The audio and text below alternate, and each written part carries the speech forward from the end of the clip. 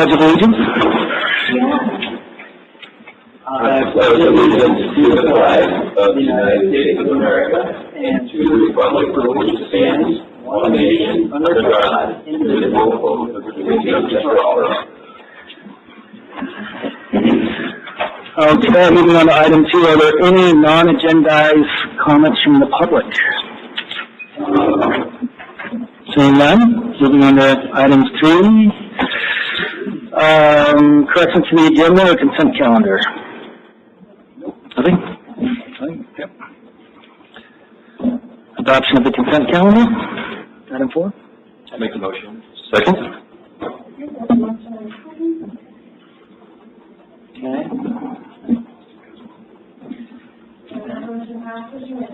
All right, thank you. Item 5, no consent items were brought forward. Moving on to item 6A, Chris Stanley. Luther Pump Station Pump Rebuild. Good afternoon. Luther Pump Station is one of our most critical facilities, in my opinion, that we have, and others are proposed. As you know, over the last couple of years, we keep coming up to you trying to get spare parts for some of our main stations that are the most critical, water and sewer both. This is another one. We don't really have a lot of backup for Luther Pass. If we lose the station, we're going to be scrambling. So what we're doing is we've gone through and trying to find different ways, other than building a completely different building for millions and millions of dollars. And we're trying to find ways of having backup. And one thing that we have noticed, I think it was about this time last year, we had lost a 1,000 horse pump and we had lost a 700 horse pump and motors. And we were to 4th of July and we were all on edge.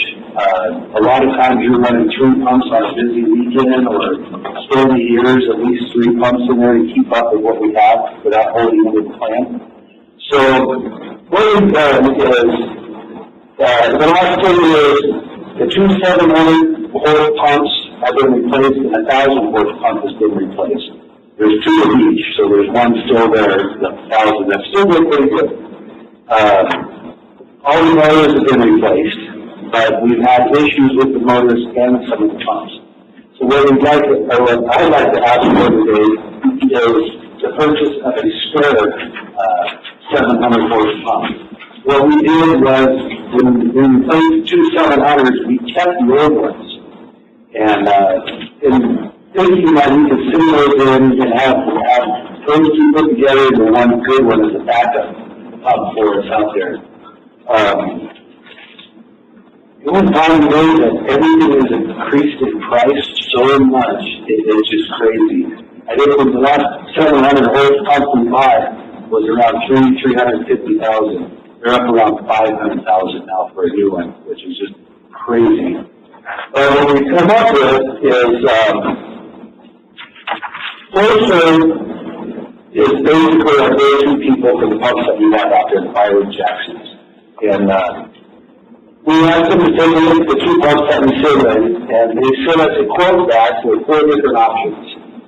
And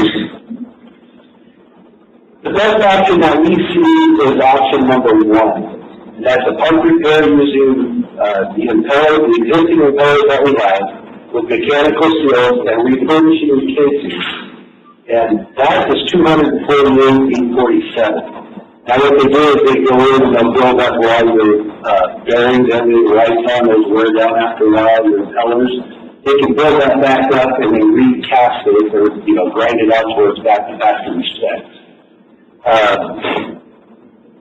A pump that replaces the casings or upgraded casings is $470,000 in a 50-week lead time. The option 1 that we're talking about is a 16-week lead time, which helps us right off the top, not having to wait so long. And option 4, for a new pump with upgraded parts and net price, is $478,948. So we're pretty comfortable with option 1. If that is the casing built up, it is a spare pump. But with the casing built back up to factory specs, those cases they're tremendous folk that we've had for, I don't know, 20, 30 years or more. So, we would like to go that route and have an extra 700 horse pump sitting on the shelf. Our ultimate goal, which I'll be back later, is we'd like to have extra 1,000 horse motor, extra 1,000 horse pump, extra 700 horse motor, and an extra 700 horse pump. That way there, when we start losing stuff, that we're seeing that the turnaround times of some of these pumps could be multiple weeks. And if it's at the wrong time of year, 4th of July, things like that, or during busy, or heavy storms during the winter, that can have an effect on us. And if you lose 2 pumps, like we did last year, it really had an effect on us. We kept up, but it was just by the skin of our teeth, to be honest with you. So, at the end of the day, I asked for the option 1. So we only budgeted, I think it was 100,000, and anticipating it wouldn't cost that much more based on what we paid in the past. But it turned out to be a lot more. So what we did was we had an excavator budgeted for Alpine County. We're always renting one. You can use one down there permanently to use year-round for ditches, things like that. But if we had to give up something, we want to give up the excavator for this year and use the money for the pump. They're more important of a purchase in our opinion.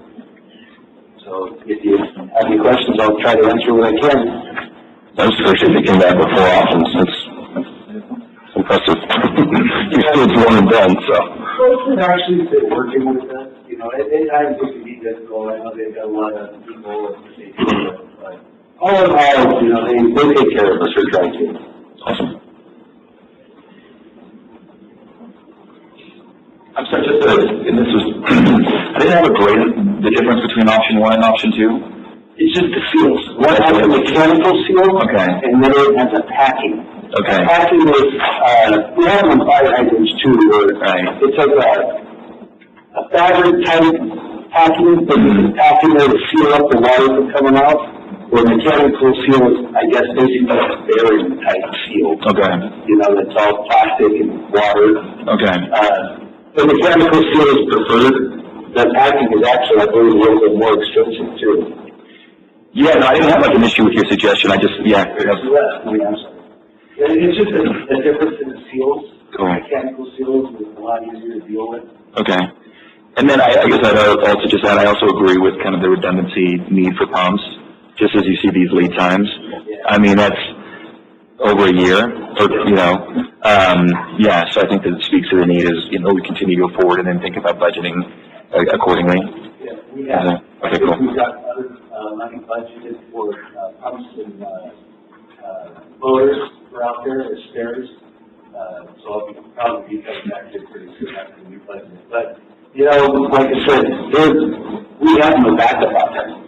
You know, that's the unfortunate part about basically building another building with a big generator and extra pumps for emergency uses, which, you know, isn't a bad idea, but you're also talking millions and millions of dollars where if we could start building up our supply this way, when it goes out, we don't have to worry about it not returning for 30 weeks or whatever the case may be. Yeah. Just to send one out, you're talking a minimum, you know, 6 to 10 weeks, 6 to 8 weeks, just to have it looked at and just parts put in it if we needed it. Right. And that whole time we're down there, we're short.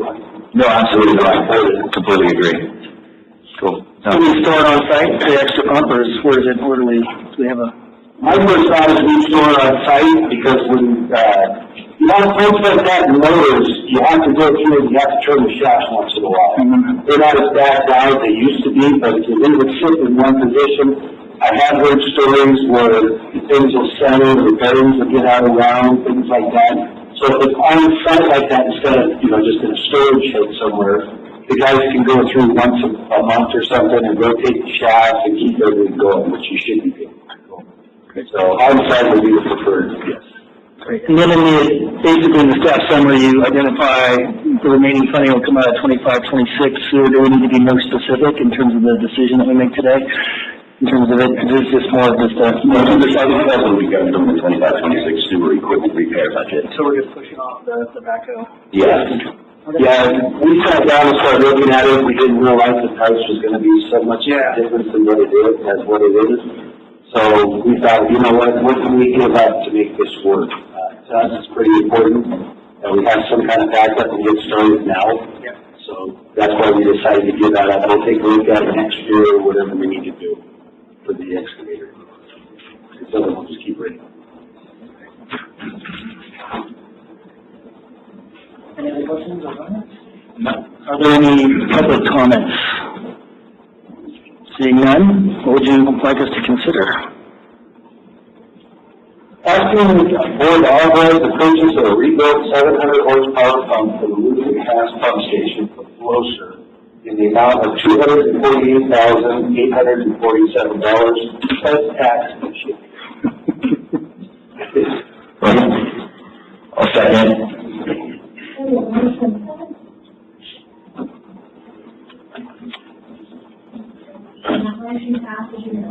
Thank you, Chris.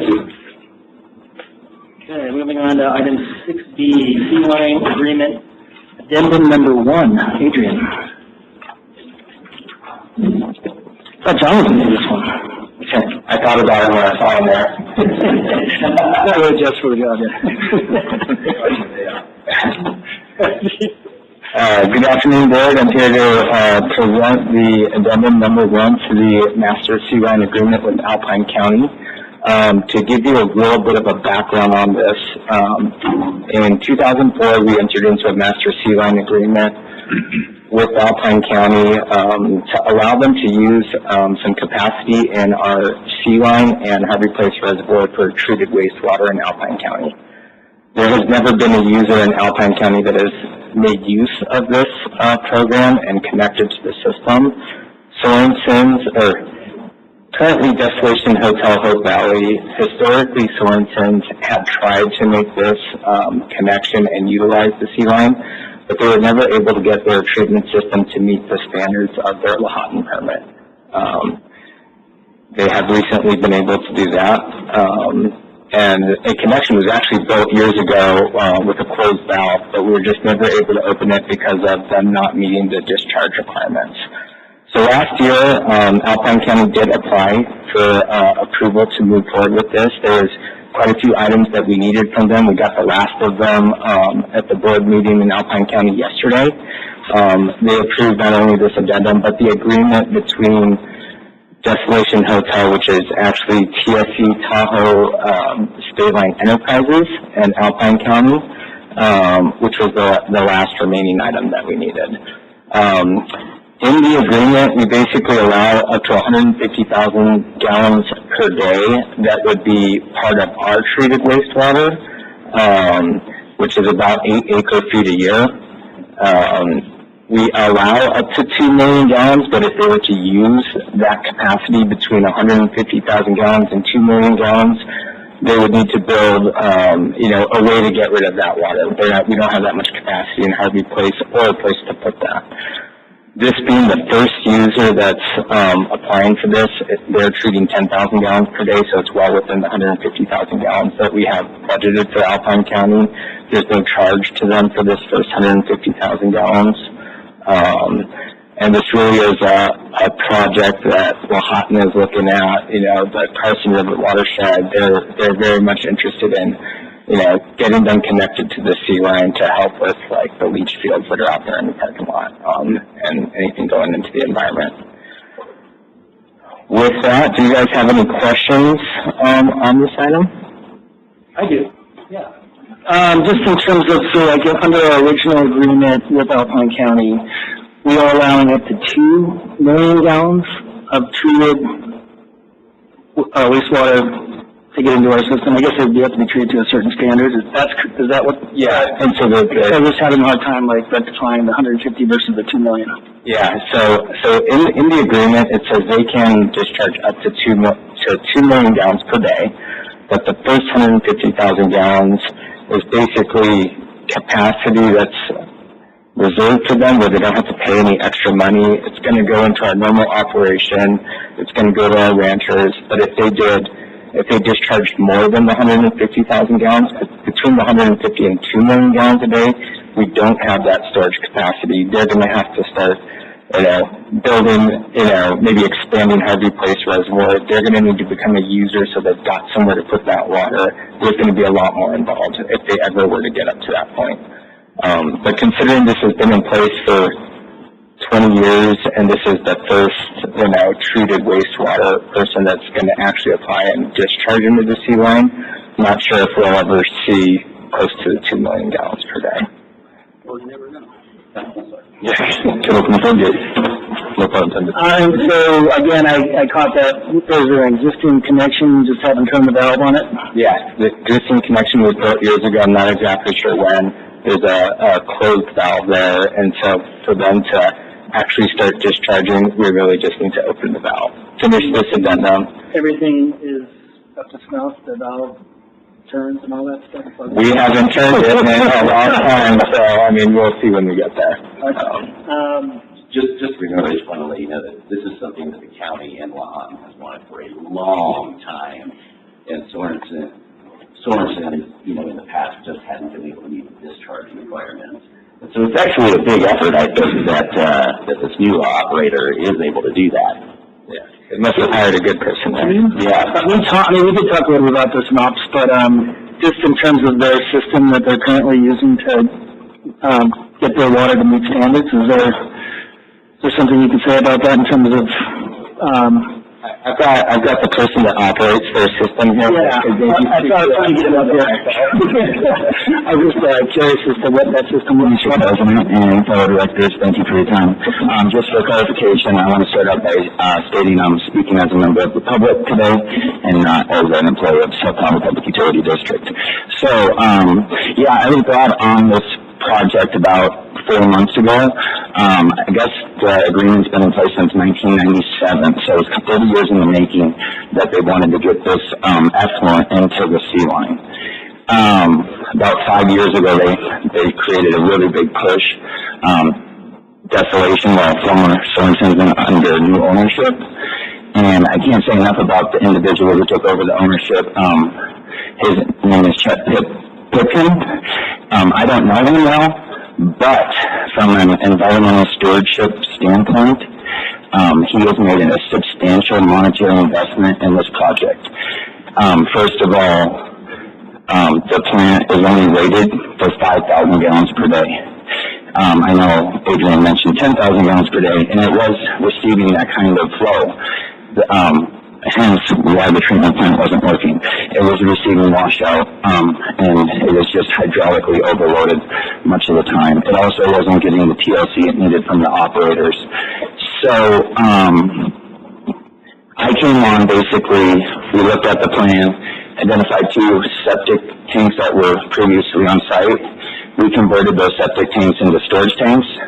So any time that the facility is now receiving anything in excess of 5,000 gallons per day, it is diverted through the treatment plant back around to those storage tanks, and then we take that flow in when the plant actually receives less than 5,000 gallons per day. So just for your reference, on the weekends, which is a busy weekend, the resort may receive up to 7,000 to 8,000 gallons per day, but that flow will drop off to less than 1,000 gallons per day during the weekday. So, the other thing that once we got the kind of the hydraulics and the mechanical issues worked out, again, Chet made a substantial investment into this. He invested about $20,000 into a new PLC. That way we could get the chemical pumps to actually interact with the flow meters and everything to kind of operate how it should accordingly. And then basically the plant was never operating in its design parameter. So, just for reference, and you guys aren't going to really understand this because it's very high level, but our wastewater treatment plant, when we create and harbor those microorganisms in a reactor, we grow them at about an age of about 4 to 6 days. It's a very young population. It's susceptible to plant upsets, but we do it for a reason. We try to only achieve carbon removal versus nitrogen removal. And this plant, which I've never operated a plant like this, operates in the extended aeration phase. So their microorganisms are grown at an age of about 25 days. Really makes this plant bulletproof. Adrian's seen the pictures of the effluent, and I don't want to brag, but the effluent is cleaner than what's coming out of South Tahoe PD currently. So, I've never operated a plant in this stage, but it really is working now. And again, I can't say enough about Chet because, again, from the environmental stewardship standpoint, it just makes sense from everybody. We're supporting the business community in Tahoe. We've always supported the slogan, Keep Tahoe Blue. We created the sea line. We have to follow the Port of Cologne Act. It just makes sense from a standpoint, if we have the sea line down there, we have the ability to take a large resort off septic and put it on sewer. It just makes sense from an environmental stewardship standpoint for the customer over, for everybody downstream. So, thank you. So I guess just a couple more questions. Yes.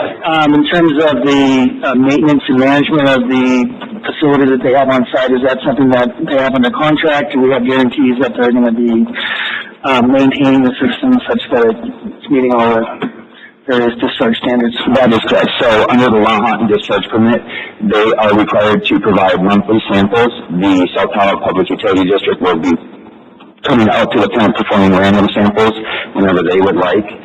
Facility maintenance will be upkept by Mr. Pigpen, and he is actually not going to stop. He is invested in actually getting into the sea line because it's my understanding he wants to double the size of the resort ultimately, and that's where the kind of the boundary lies with Alpine County. They're not going to let him expand the resort until he can actually prove to the health department he can get out of the leach field. So he has an investment to make sure that facility is upkept, and he is definitely invested in it. So they're going to disconnect the leach fields right now and just reconnect it? Negative. So that is part of the Lahontan Water Quality, Regional Water Quality Agreement, is that they maintain that as a backup emergency, those leach fields, for whenever, if we're not meeting standards and we have to go back into the leach field, provide 3 weeks of consecutive clean samples before we're allowed to come back into the sea line. So it's more, so I guess as I understand it, all the discharge will be going to the treatment facility that they have on site, unless there is a situation where the treatment facility itself is not capable of meeting standards. Correct. Okay. So on the monthly water quality testing, if it doesn't meet it, we can go and basically close the valve and then they're going to the leach field. And then the same as our initial testing criteria, where they've got to meet the standards of the permit for 3 weeks in a row. So we start the 3 weeks in a row, they meet it, and then we can open it back up. And then just more of a question on the condition of our sea line. I know that we had conversations around that in our ops committee, and that, we're talking about doing basically a reassessment and getting a sense of, where some of the trouble spots are. Do we have any notion of kind of how this might or may or may not?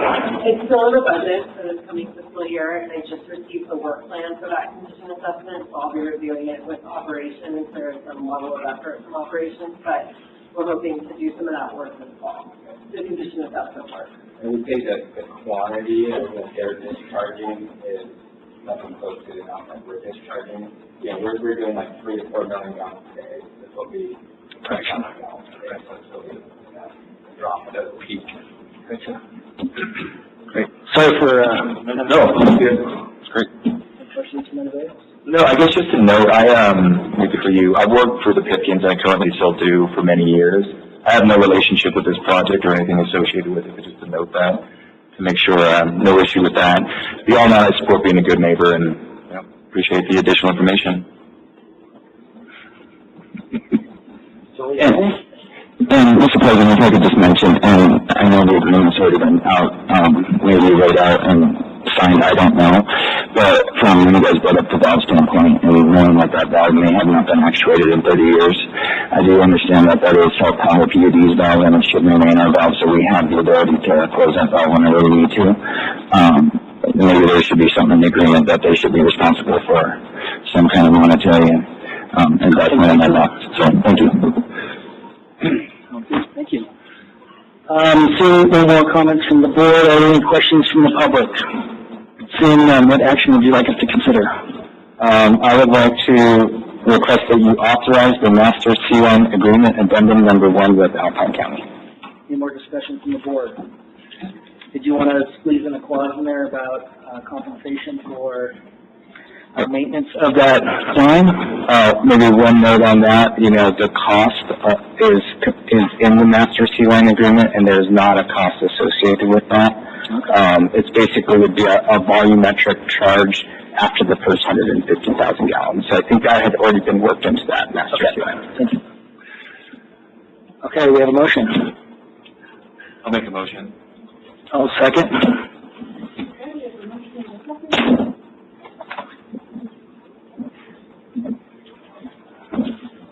Motion passes unanimously. Thank you. Just a small FYI, there will be a slight nexus between that agenda item and our conversation in closed session later. Very good. All right, moving on to item 6C, Tahoe Bayview Well Backup Power and Tahoe Rehabilitation. Mark. Morning. Yeah, like U.S. Water Resources Manager, I'm here today to request that the board awards a construction contract for this project. So on December 12th, 2024, the board authorized staff to advertise for construction bids for the Tahoe Bayview Well Backup Power and Tahoe Well Rehabilitation Project. The scope of work for the project includes installation of electrical infrastructure to operate both wells using a portable diesel generator, mechanical and electrical modernization and rehabilitation of Tahoe Well, and site improvements and best management practices. In April 2024, the district received a $1.3 million award from the FEMA Hazard Mitigation Grant Program, with the remaining project balance to be covered by the district. The project was advertised on Planet Bids on April 11th, 2025. A mandatory pre-bid was held on May 1st with 8 general contractors in attendance. Bids were opened on June 3rd, 2025 at 2 p.m. One bid was received from Resource Development Company at $5,503,000. The engineer's estimate for the project was $5,522,000. RDC's bid contained 3 minor contractual irregularities, but relevant information is verified and confirmed to meet the district's requirements. And so before I read the action, are there any questions?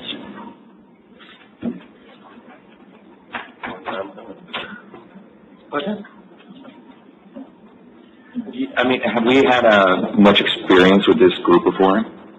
We have had them do a couple of projects for us. Brent, do you have IC? Yeah. Yes, IDC's performed, Fire Construction and IDC is one company now. Fire Construction previously performed, rehabs here at the primary clarified and aeration basins here at the plant. Let's say like 2016, 17. So they've done a lot of work here at the plant, and then they also did work at Lucas Pump Station. They actually built the tank as a subcontractor in 2021 when we did tank number 2. They also did the rehab of tank number 1 over the last couple of years as well. And then I believe they also did another water tank project. Tank coating stuff. So they definitely have the full range, especially when RDC and Fire Construction combined. They really give them that range from tanks to treatment plants to pump stations, underground work as well. So they've been on a lot of our projects. Okay, cool. So are they, I'm looking at all the subs here in the staff summary. Looks like they're pretty local: Reno, Mound House, Copperopolis. Where's this particular company located? They're in Reno. Yeah. I'm just happy we're here. This was a long process for you to get us here. Happy to get it going. Yeah, absolutely. So I'm very excited we're here and we've got to this point. And congratulations to you for bringing it through and kind of your innovation, to getting to this project. So yeah, I'm excited to be bidding on it, or voting on it. Excuse me. Thank you. Great. Seeing no more comments from the board, are there any comments from the public? Seeing none, what action would you like us to consider? Number 1, find minor irregularities in the bid from the Resource Development Company, LLC, to be immaterial and waive minor irregularities. And 2, award the project to the lowest responsible bidder, Resource Development Company, LLC, in the amount of $5,503,000. So moved. Second? Okay, we have a motion and a second.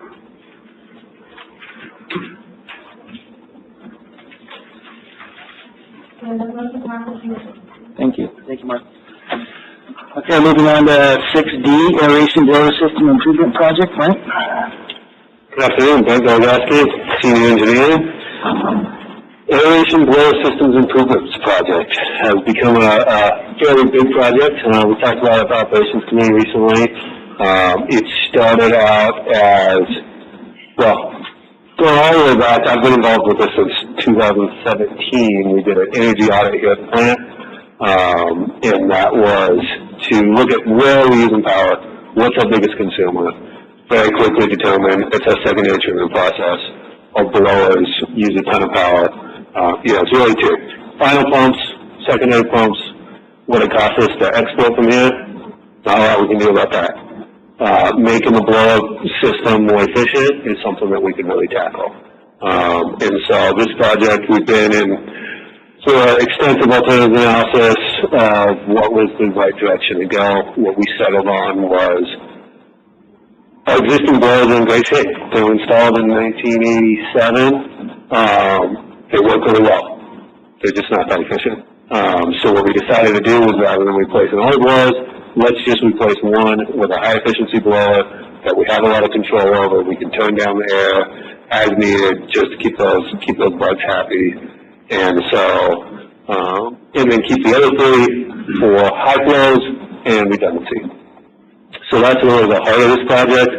And then with that, replacing the electrical gear, the power grid, replacing some of the controls, and having some automated valves out there on those aeration basins.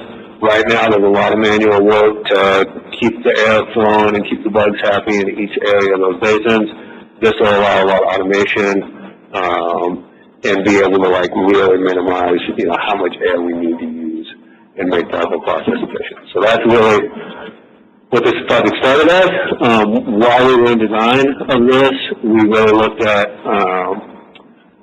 we did an electrical condition assessment of the whole treatment plant and all the facilities, and we found that there were a number of switch gears, one of the transformers, things that were really aged out, really starting to see their wear and tear, really nearing their end of life.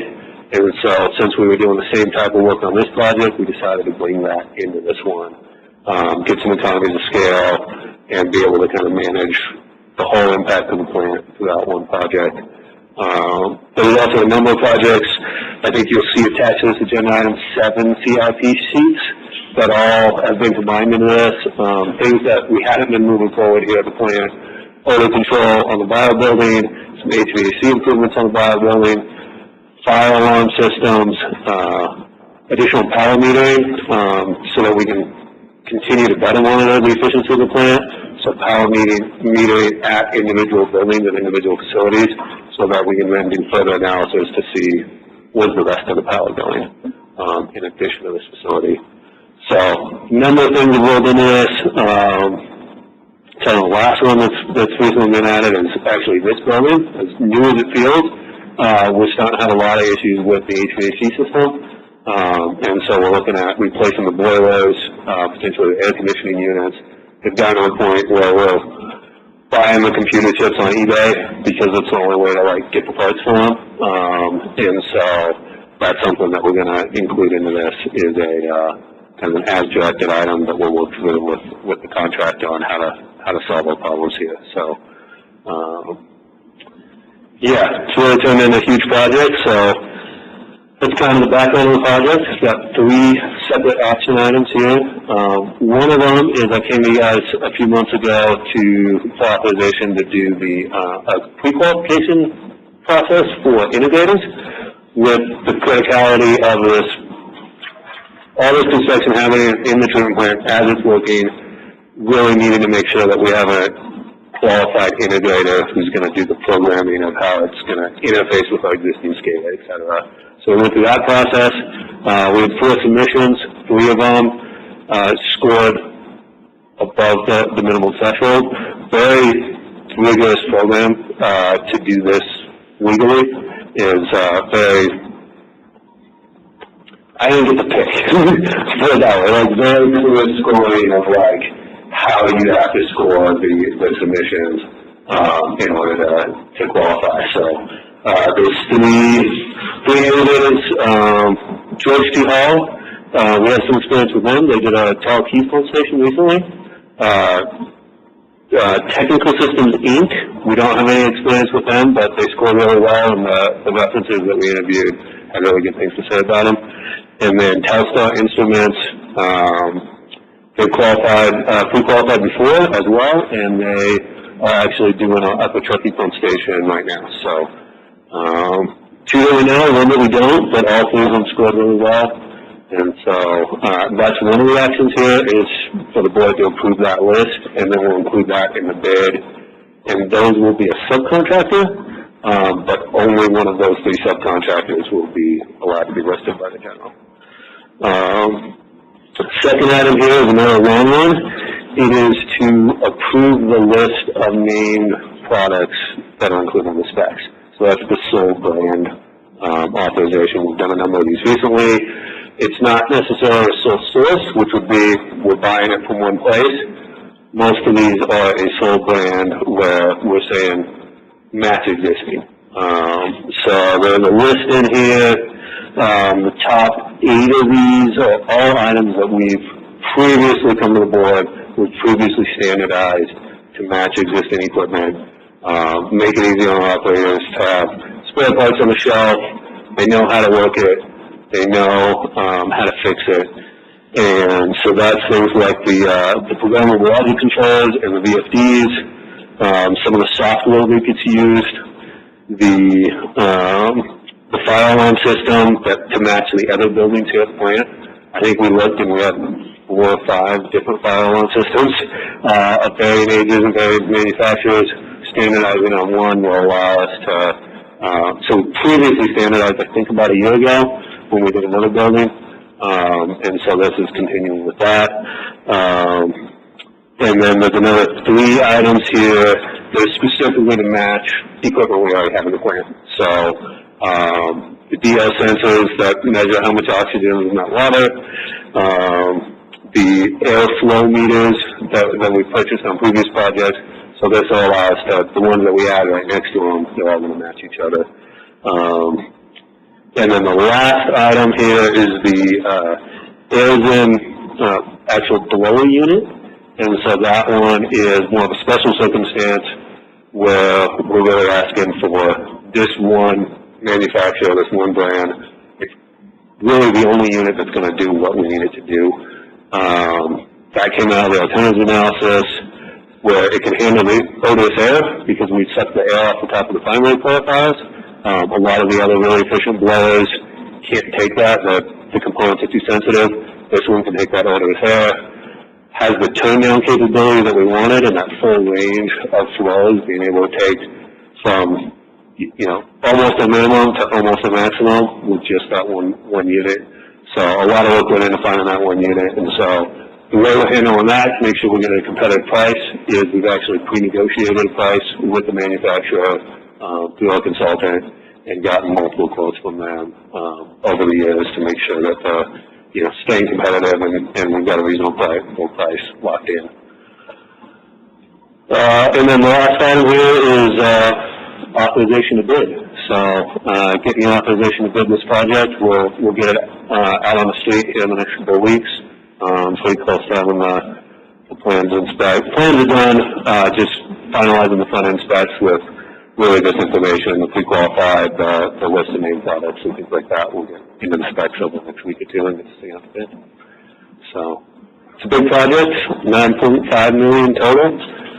It's going to go for about 3 years. We're expecting some really long lead time equipment.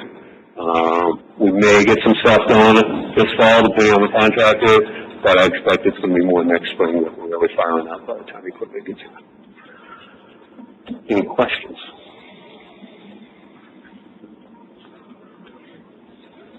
Yeah, I do actually have a question. So, going to, no, thank you for laying that all out. It all makes sense, honestly. I was curious, just in terms of the efficiency of gains, I recall going back years, kind of the, how much, energy was being used and so forth. So do we have a sense of what our efficiency gains are going to be? And anything like, any way you'd want to try to establish that? I'm trying to remember the number, it's in my head somewhere. It's somewhere in that 30% range for the blower process, if we can do that full range. So I think the blower, the secondary process as a whole, I think uses about 30% of the power of the plant, and we're talking about reducing that number by about 30%. If we, once it gets up and going and we make some other improvements that we can make to also save that air, right? We've got a number of other issues where we're losing air. From that energy audit that we did back in 2017, it was a third of our air was getting used to keep the bugs happy. A third of our air we were losing through our pipes that go out there, just losing it right into the ground. We've got some really aged pipes out there that we're not scheduled to replace as part of this project. I think they're 3 to 5 years out on the 10-year plan. Probably, I think it's after the VARs. Yeah. It'll be after the VARs. So our pipe replacement's not part of this overall deal? Correct. So that's the air piping that goes out there. So it's not in great shape. We definitely talked about it as throughout this design. There's a lot of wishes to replace that now. A lot of drivers to say like, let's replace this. The cost was very high, and so this was something that we said we can push this out. So I believe it's currently on the 10-year plan after the RAS project. It is when it comes back onto the plan, and we get out there and get in those pipes. So that's going to be the next efficiency, right? Is getting those pipes replaced so that we can keep that air and be able to turn this new blower down even more. And then the third place that we lose air right now is we waste it on purpose into our offline aeration basin, and that is because we can't turn down existing blowers enough. And so something we'll be able to do kind of right on the tail end of this is we've been talking about not wasting air into that, not wasting it on purpose, right, into that last basin, figuring out a way to store that last basin so that we have it if we need it, but not having to blow air in it to do that. So all the little diffusers we need to protect from sunlight and freezing and things like that. We've been doing it with water for years, but there's other alternatives that we've got to do. So we'll save a third of that right up front. We'll save another third as we can turn it down, and then we'll save that last third once we replace that piping. I appreciate that. Yeah. It's been a very long-term project to get to here, but this is going to be a huge chunk, and it's going to give us the ability to start saving that power. Yeah, absolutely. That's all I have. Thank you. Any other comments? Is there any comments from the public? I was looking at John if he had any thoughts on the value of this project from an operator standpoint.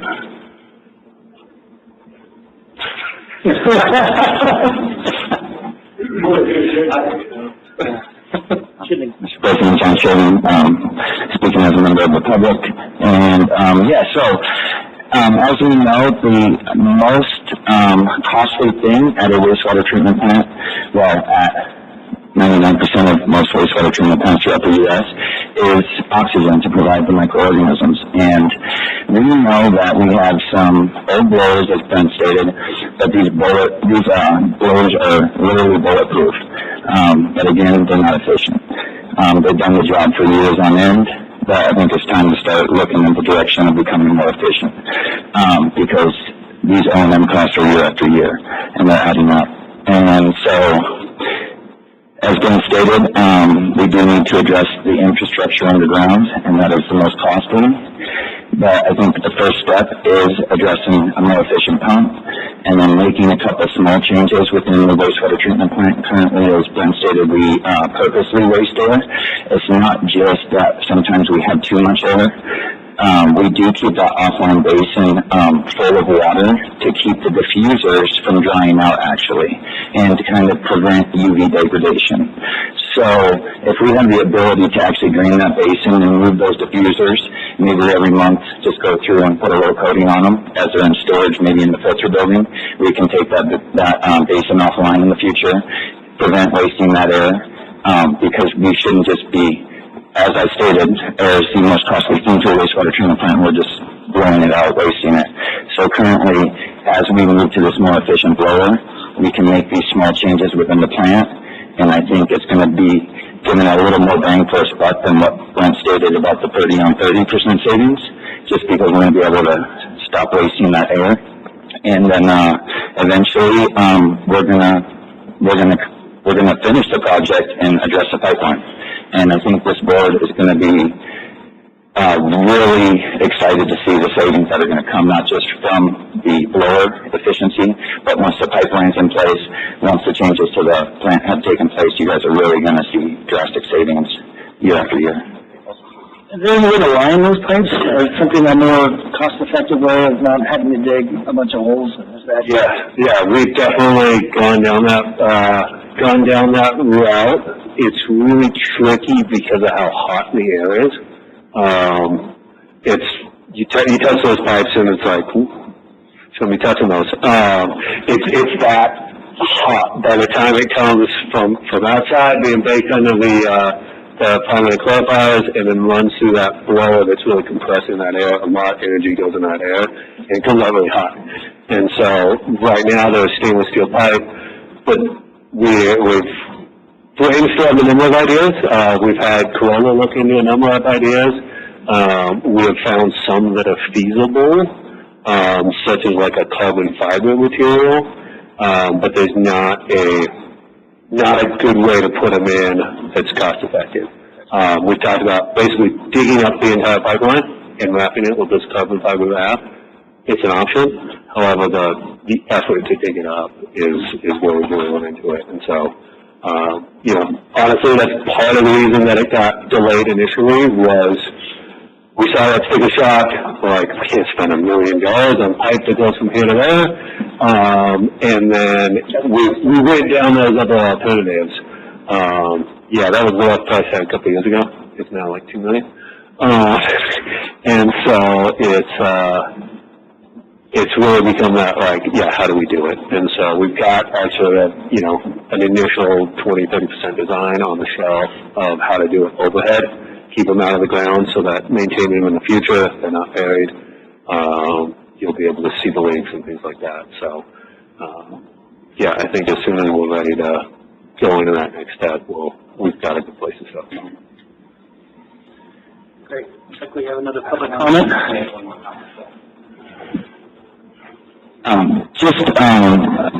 know Megan mentioned that underground piping is on the 10-year plan, and I would just, push on them that it just doesn't get pushed back. If anything, it gets pushed up, but it just doesn't get pushed back on the 10-year plan, so. Appreciate it.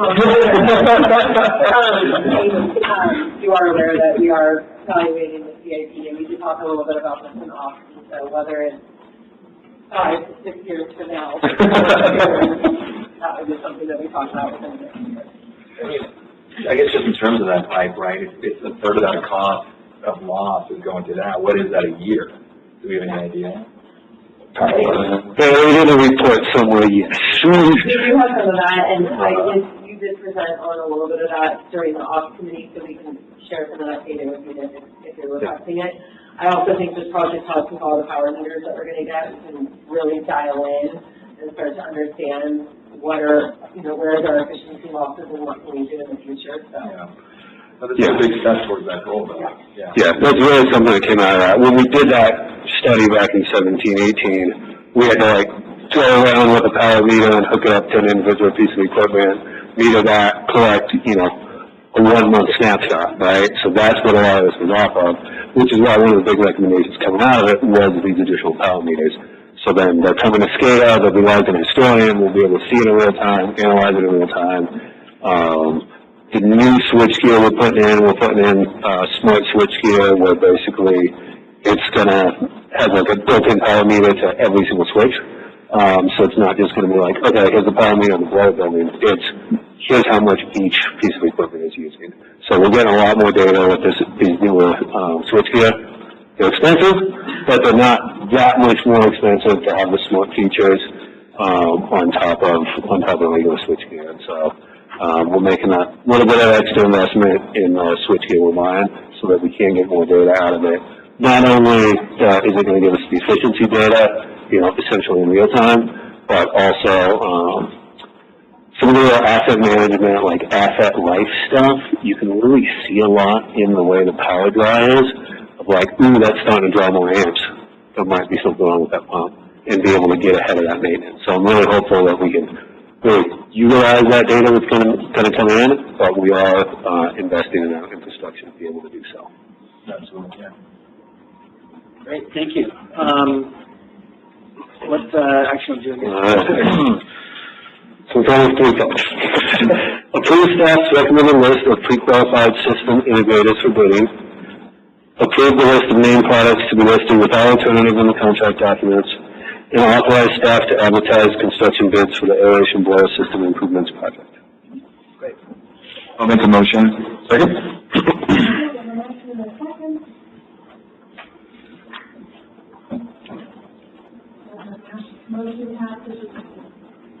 Great. Thank you, Brent. Next item is 6E, Herbert Walker Pipeline Replacement Project. Brent? All right, here we go. So this was last summer's water line replacement project, big project. We replaced about 9,300 feet of water main over in the Herbert Walker or Woodland neighborhood. That had 124 customer services on it, 16 new fire hydrants. We improved the spacing a little bit. I think we added only one additional, but we upsized it from 6-inch to 8-inch. That gives us a little more fire flow. Took up of the really big homes. I think there's kind of a retirement home right there on Herbert. That gets that up to the appropriate available fire flow. Really addressed the water quality issue that we had out there on Red Lake, where we had this dead-end steel main that was just constantly testing positive for iron. Real maintenance headache for our guys to flush that main on a regular basis. By doing this, not only did we replace that old rusty pipe, but we also looped it into the system so that we got eliminated that dead end. Rock up in Roar was a worst area in the system for water leaks. We were tearing up people's front lawn daily. Weekly, I should say weekly, but those are weekly daily. So a huge leaky system. What we found is that the area where we were going to experience those leaks was the wettest area on the project site. That little bit of a strip SEZ there, where you have those more corrosive soils, wet ground, and you can as you go, you can see the layers and oh, there's that wet clay layer that's even part of the pipes and that, little bit of organics down there. And so it really made sense why we were having leaks really good. So we got that all in place last summer, real smooth project. Things went really well with physical construction. So this change order is, we also replaced 1,860 feet of sewer main. Really have a while we're there, we had a sewer line problem. It was a little bit undersized, and so we upgraded it from 6 to 8. And we had some real flat pipe that had some sags in it, which was a real maintenance headache for our sewer board. They were having to clean those pipes on a monthly basis to get the grease out of those sags. And now we've got nice straight pipe, appropriately sized. And so the sewer was about 1.3 million, the water was about 3.8 million. This change order is balancing out all of the various bid items so that we can close this contract. So a lot of these are just slightly increasing the linear fee, slightly decreasing the square feet, things like that to balance out the work that they actually completed. Yeah, any questions on any? So we're getting money back, right? We got an overall, It's about $300,000 credit. A big chunk of that, about $140,000 of that or so, was we've been including these line items for as-needed services that allow us to utilize this contractor, take care of some of our other problems within our system. We only utilized about $37,000 of that 200. So a big chunk of that is that coming back to us. And then a big chunk of that is the overlay payment that we had the city reimbursement agreement coming into that. So, yeah, any specific questions? Yeah, this looks like it's going to be able to pay for our new pump. Yeah, it's got cash coming back. Well, I had to look at this twice, actually. So we're getting money back, like, it's just one of those, your eyes get used to things. Yeah. I mean, no comment for me. Every time I see the brackets, I kind of smile on my face. Yeah. Another chunk of that is we do put some contingency in here. I think between the water and sewer, we're at about 50K in contingency. This contractor was great to work with. We didn't run into any issues out there. So like that contingency, I don't think we used any of. So that's a big chunk. It's nice. We invest a lot into our relationships with our contractors, and they invest that back of, not trying to nitpick us with little change orders and stuff. And so, sometimes we see a lot of that get used, other times, pretty clean plan set and, pretty clean project site. We didn't run into a lot of issues out there, so. Great. Any questions or comments from the board? No? Any questions or comments from the public? Seeing none, what action would you like us to consider? Approve change order number 1 to Vincent Guerrero Construction Incorporated in the amount of negative $339,056.79, and authorize the general manager to execute change order number 1. So moved.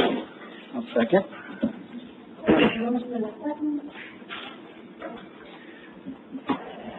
You get the rest of the summer off after today? No. Okay, moving on to 6F, so for delegating, oh, I'm sorry. Oh, sorry, I'm moving on already. The green button. The bracket's got me all fired up. Thank you. Okay, moving on to 6F, Upper Truckee Pump Station Rehabilitation Project. Right. All right, here with another change order, bringing up to speed on the Upper Truckee project. This is our sewer pump station that pulls everything from basically all of Myers. So all of Myers, all the way into town, all of that flows via gravity along the Upper Truckee River, ends at the Upper Truckee Pump Station, which is right out here at the back corner of CO track, right down by the river. One of the oldest pump stations, one of our big 5 pump stations. I think it's the second biggest, owned by Tahoe. Is another project we've been working on for a number of years. I think we did the condition assessment back in 2018, and worked through alternatives and design, and we've been in construction now for about 2 years. We're about 75% complete at this point. The new pumps are in, the new piping's in, and all the new electrical gears in the building. They're running conduits and pulling wire as we speak. They planning to finish by the end of the summer here. Right now, the pumps are running off of our temporary electrical and controls trailer, which we purchased as part of the Tahoe Keys pump station we have, and then moved it over onto the Upper Truckee site. Pumps are running off that temporary trailer while we get the new electrical up and going, and then we'll swap them back on. So this change order's got kind of a number of things that have come up over, really the last 2 years. I'll touch on each one real quick. Number 1 here was on the new pump, switching out the impeller to actually slow the pump down a little bit. What we found when we put it in is it was pumping too much. And what was happening was during a low flow time of day, at nighttime, during the summer when flows are low, it was pumping fast enough that then it needed to shut off, and then turn back on, then shut off, then turn back on. Caused a lot of headaches to it, the waste flow treatment plant, by doing that, because it was then kind of sending slugs of water into the plant. During a lowest flow time of day, real impact on the plant, upsetting the bugs, things like that. And so, we really designed the pump station around our peak flows and our wet weather flows, and what we found was that we actually caused ourselves an issue on the dry weather flows. So, big learning experience, but we did come up with a solution, and that was to just kind of swap out the guts of the pump, to make it a little bit less flow, and that eased that impact on the plant. So, that's one piece, was modification there. We did keep all the old pipes that we took out, so we can put those back in if we need to, or be able to put those in an emergency if something fails. And then, we did some interior painting while it was demolished, and we had a nice clean room. Flooded the floors, things like that. Pretty old building, needed it. That wasn't in the original plans. We also assisted with the student operations staff on installing a new generator. So we purchased a new generator, with previous grant funding a couple of years ago, and hadn't got it installed yet. The new generator was very large and tough to get in the building. But as part of this project, we were doing some seismic retrofit of the building, and so we were cutting some pretty big holes in the wall, and we were able to cut the hole in the wall, slide the generator in, fill the hole back in with structural concrete. So now, generator's kind of trapped in there, but it is in there. We were able to assist with getting it in there, getting it installed, working closely with operations. So we've got some additional costs for the contractor, helping us get that installed. And then we've also got, we purchased a new, Godwin pump, a backup pump for this station that will allow us to, if one of these pumps is out of service in a peak flow period, we'll need this backup pump. One of the things we left out of the specs was actually the hoses to connect the pump to the building. So this is a change order to, purchase those hoses to connect it.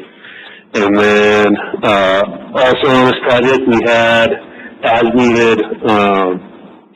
as-needed lump sum $100,000 to take care of things that come up throughout the project.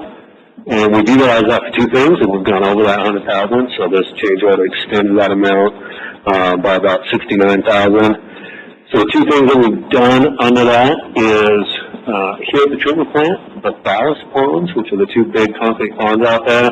That's where everything we've treated goes, sits there, and then allows us to kind of take the high flows and the low flows and then pump it out of here at an efficient time of day and at an efficient speed. So those are the two big ponds. What we found out there was stuff with failed, it failed, depending on how you look at it. That replacing those ponds was a couple years out on the capital plan. But what we were seeing was, as the concrete liner is cracked, as the water filled, it was going in those cracks, getting the soil saturated behind the wall, and then as it drains, it was pulling sand back out through the cracks.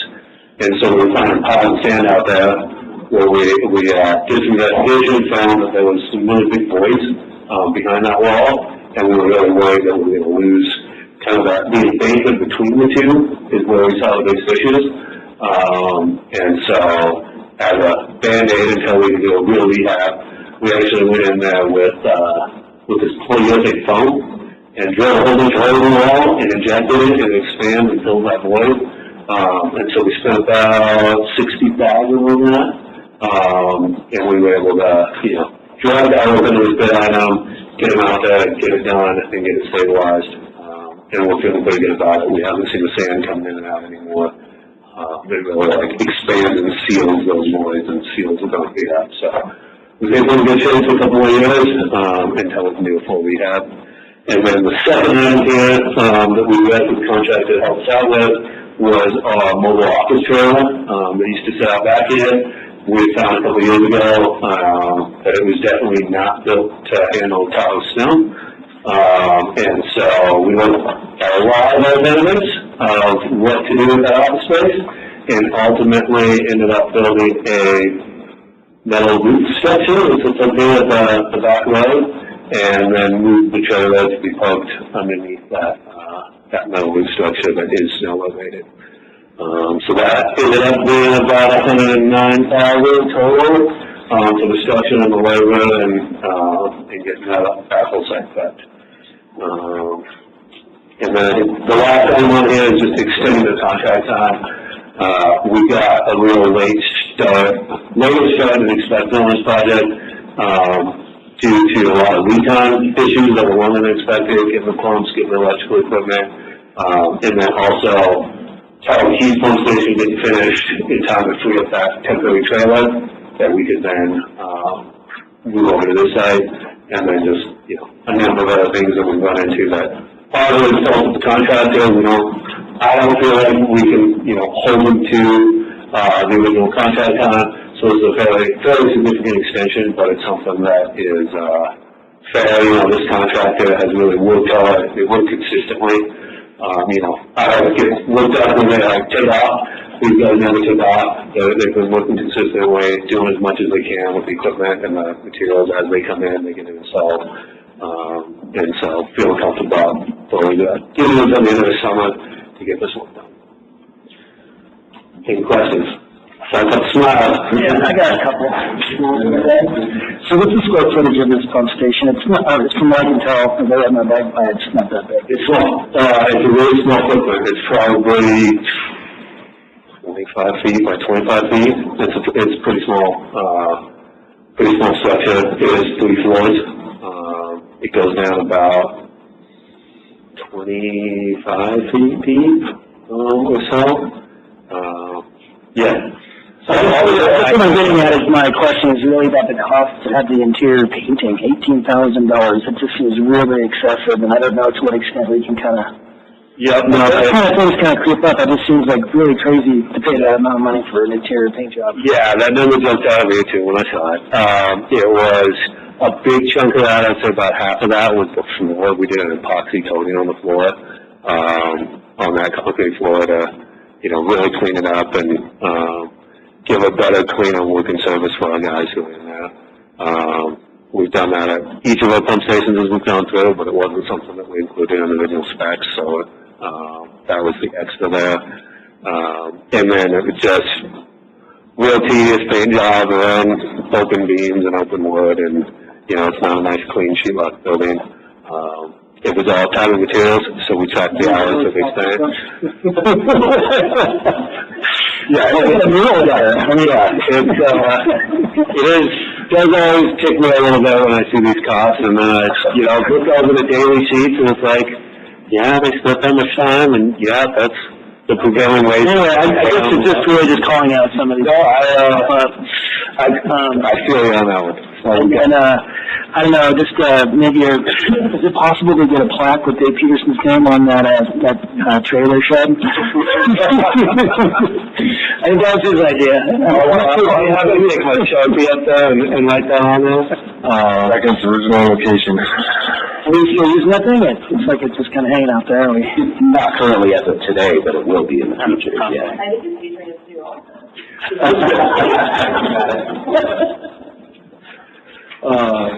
Yeah, Jamie remembers the whole history on this thing. Yeah, we spent a lot of time on that. That was an interesting landing point, but. Yeah, we did end up spending less than we would have on a new trailer, but it's, a lot of headaches. Still sounds like a lot, but less than half of what they. I recall the price for that trailer was obscene. It was pretty great. It was about $190,000. Right, the price per square foot was more than you pay for the highest luxury house on Lakeshore Boulevard. Yeah. As I recall. So that was the issue. So I celebrate Dave Peterson in that. That's why I want to say that. I think, yeah, sure, he's good though. We don't want to get Dave to get like too ahead of himself. It's really cringy. All right, are there any more questions or comments on this item? And I appreciate the comment, about the painting. That was obviously something I had as well. Yeah, that was my comment. Yeah. Joey on that one too. It was shocking. Okay, are there any, comments from the public on this item? Seeing none, what action would you like us to consider? Approved change order number 1 to TNS Construction Company Incorporated in the amount of $171,665.71, and authorize the general manager to execute change order number 1. Do we have a motion? I'll make a motion. I'll second. I'm strong over there, Shane.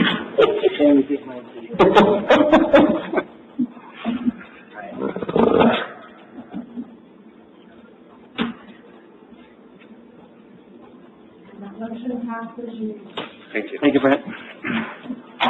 Okay, item 6G, return activated sludge pump station building rehabilitation project environmental permitting. Megan. Hi, new face. Thank you guys.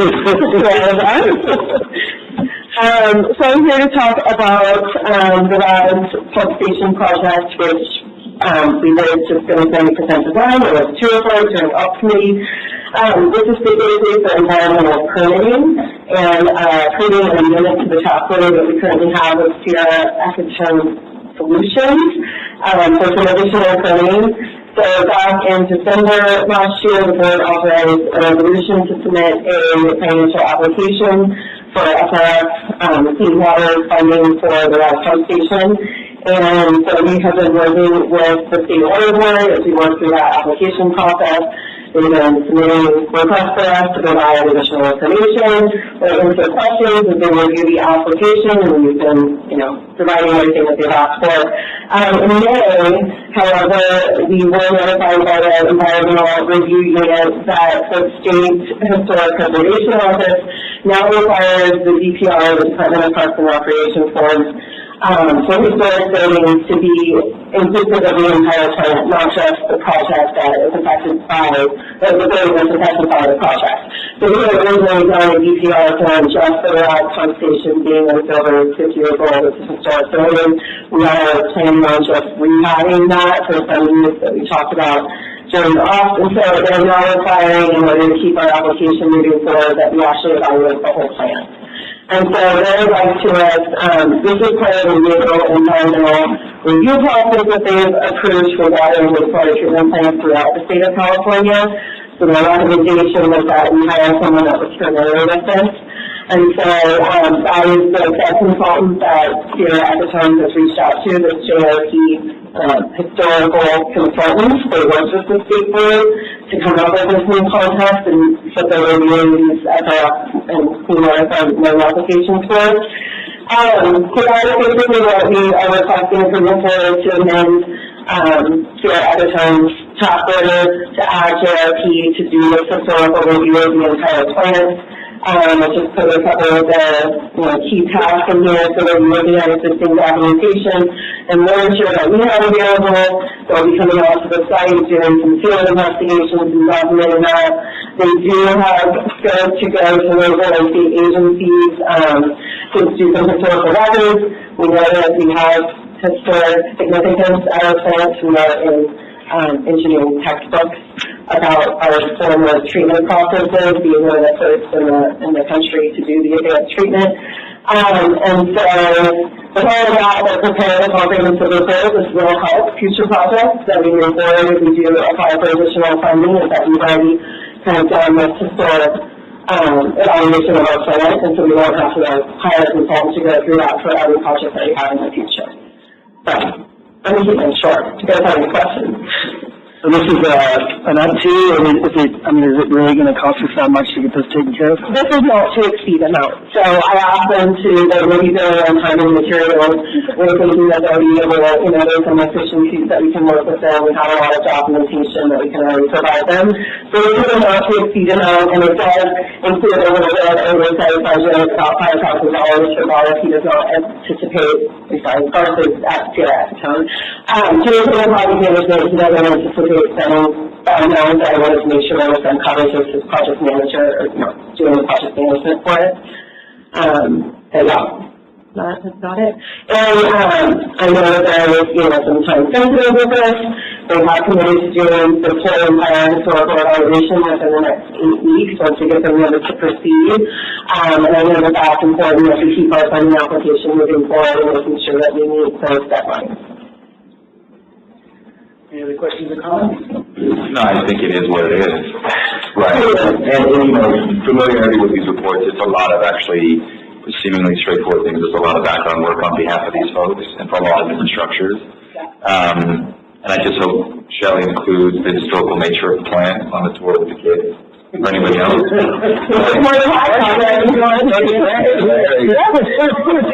the National Register.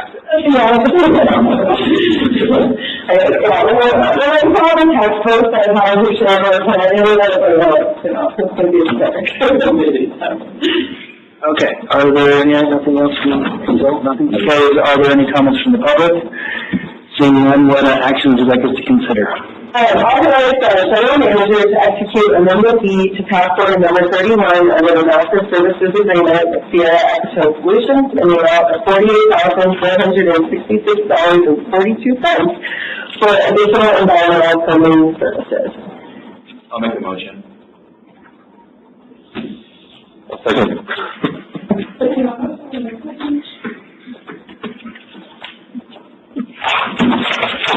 Thank you, Megan.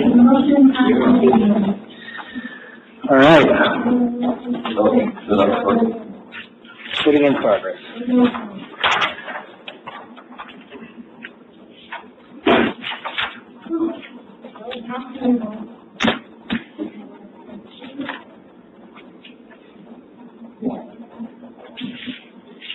You good?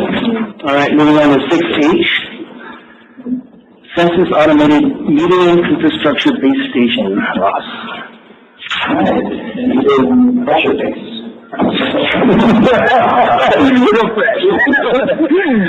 Good afternoon, members of the board.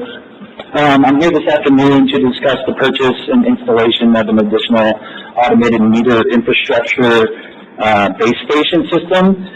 And the beautiful part about this is the project is funded by a grant from the California Department of Water Resources for outdoor collector hardware, specifically intended for the purchase and installation of an additional base station. The district is requesting an exception to the bidding procedures outlined in the purchasing policy due to an existing sole source and sole brand agreement with Census and their exclusive regional distributor, Western Nevada Supply. This approach is consistent with the board's previous actions in 2006, 2009, 2013, and again in 2016.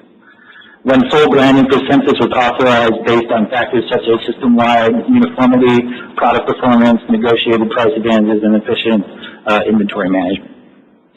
Currently, Census meters and meter transceiver units account for 100% of the district's metered connections.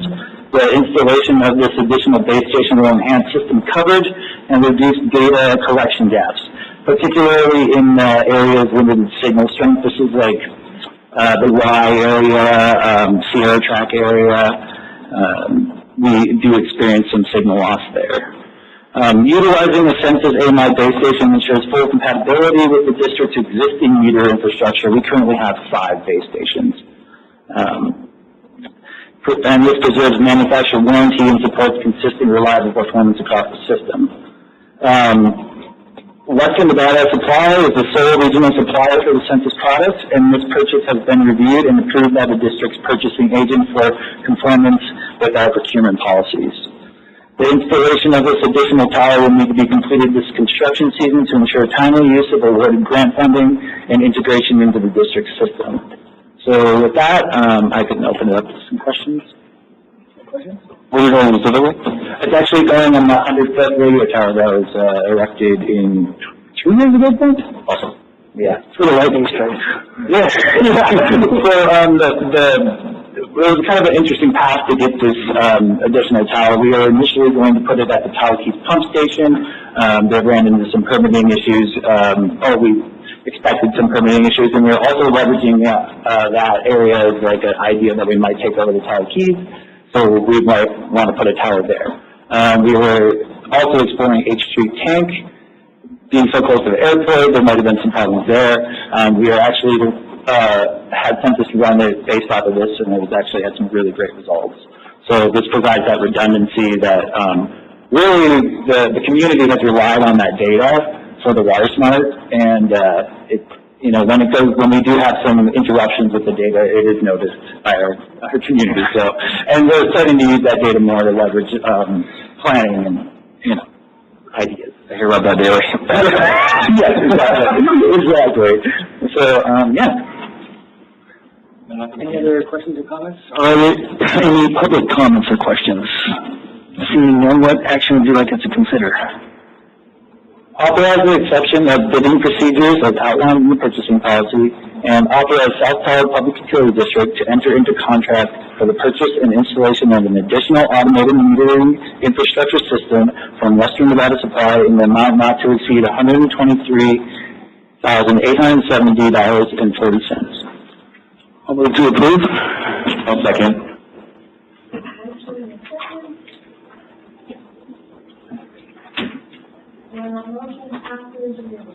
Thank you. Okay. Standing and ad hoc committee and liaison reports, item 7. Yes, I had, the finance committee, before that at noon. Got to celebrate birthday and the torta burger. Thanks for everybody. But no, really interesting meeting. Actually started with, a presentation really by a gentleman by the name of Matt Spooner. He's from Public Agency Retirement Services, or PARS. And so really what we were kind of discussing, was the future financial liability that exists with the district as more classic retirees begin to retire.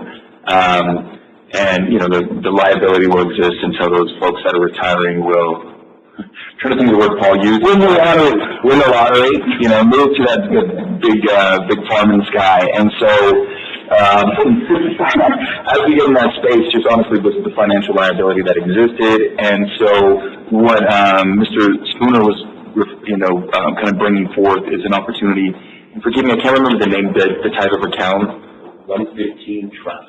A 115 trust, in which we would be able to start, you know, and please, Paul, jump in if I'm forgetting small details that are important, but this trust we would be able to, you know, kind of, utilize as an account essentially to start to smooth over, I think was the gentleman's terms, in terms of, you know, investing now for this future liability.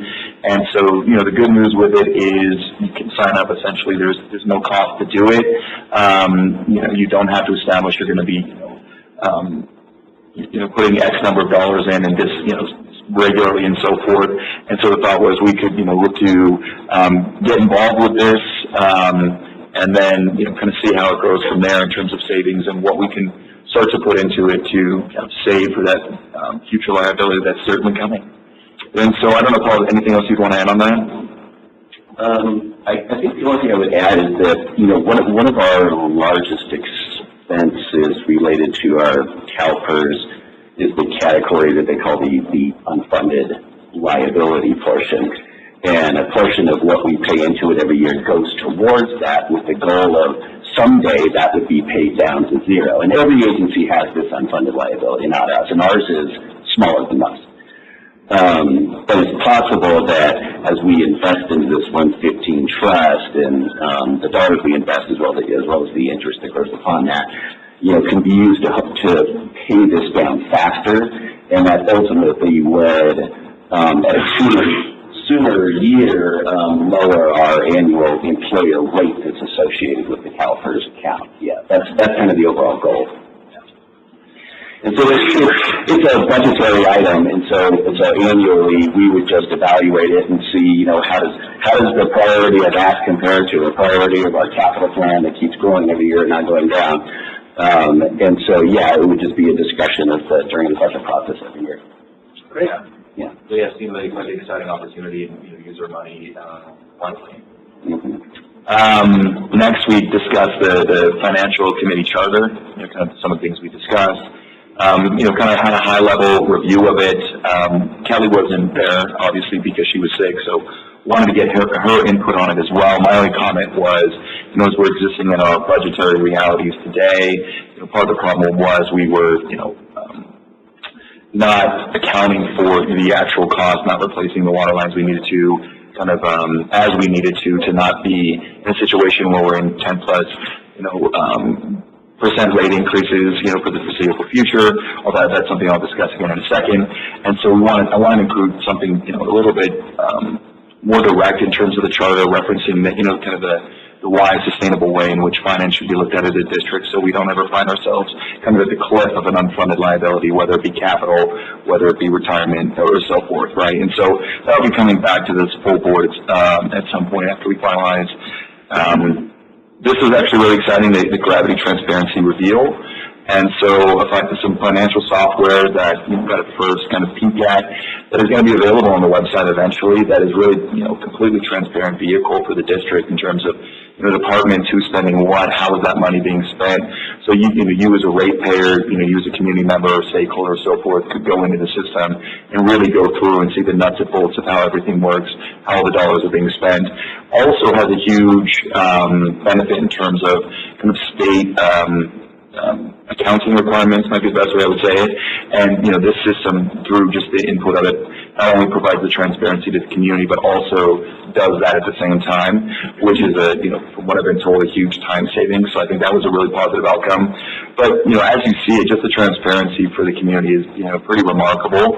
And so, really, really, cool feature we're going to be adding to the website.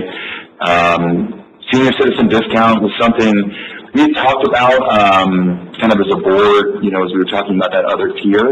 And so there was some kind of uncertainty, I think, at the finance committee in terms of like what the entire board sentiment was to a senior citizen discount. I think, I know if we remember correctly, Nick Hayden had some comments. Kelly may have some comments, so maybe something to discuss when we have a full board here, but something that was brought up at the finance committee as a potential option, or something to consider. And then just at the close, we had talked about, really what we as a board had talked about in terms of, the budgetary realities, the impact or the ability for this community to absorb, 10% rate increases year after year after year, the unlikelihood of that, whether it be through board action or the democratic process. And so how do we bring all this together in terms of these unfunded liabilities, the transparency that we're developing to develop, a rate structure that can manage our capital needs while minimizing the cost to our consumer to the greatest extent possible. And so, that will be forthcoming, as you might expect. There's a lot that goes into that. But no, very, very positive meeting. And again, the burger was great. Ops committee, there's a lot about the rehab programs. We obviously saw some of that today, so we're not going to go too much into that one. We're waiting on a few other things to kind of go through that process. Got some interesting information and data on Harvey Price. Thought that was a pretty slick program. I enjoyed it, but it may have stunned some people, I think, in the programming of it. Our cross-training with the fire department has been postponed till later this year. And then, if you saw it on social media, we did start giving water to the ranchers, so that's good. And then obviously the sea line, so we got a presentation on that today too, so I don't know if I missed anything. We did go see the solar location, so that was pretty cool to kind of see that, but it's very hot out there with that black salt. Yeah, nothing really much to add. Just as I understood it, the Bayview well is going to be back on this week. Is that right? I think it's next week. Is it next week? Okay. In the next week. All right, this was last week, so yeah. This week, so all right. Very good. That's good news, especially with the flood slide coming forward. We did discuss local hazard mitigation planning and finding ways to piggyback or work with Lake Valley Fire Department, which is probably a good idea. And yeah, I think you covered everything else. Much of everything that we talked about in ops was kind of brought forward during this meeting, so clearly everybody's heard all about it, so that's all I have from ops. Okay. Let's see, moving on to any board member reports. Usually has one. No, I'm just going to ask for my bi-weekly solar update, if there's anything, processing, any hurdles, anything like that. Yeah, I should have requested that. Oh, it's going to come bi-weekly, like this is, yeah. I will. It's on the by trees. It's on the by trees. By trees? Yeah, that we can't get rid of. Oh, we got some laws. Yeah, I guess we can talk a little bit more about the solar. So yeah, I wanted Joe to take a look and see, because I'd like to be at eyeballs on that. So we walked. I didn't even know it was, so. We walked out there, and as we were walking out there, we got to see the new valve truck. Yeah. Big investment in Cleaning the Ferrari. Whoa. They were on it and waxing it. They really love that thing. I got a little demo on the way back. You guys kept on walking, but well, you were curious where you disappeared to. But yeah, so in terms of what's going on with the solar footprint area there, so right now they're removing stumps. Trevor sounds like he's having to be very in tune to what's going on, which is good.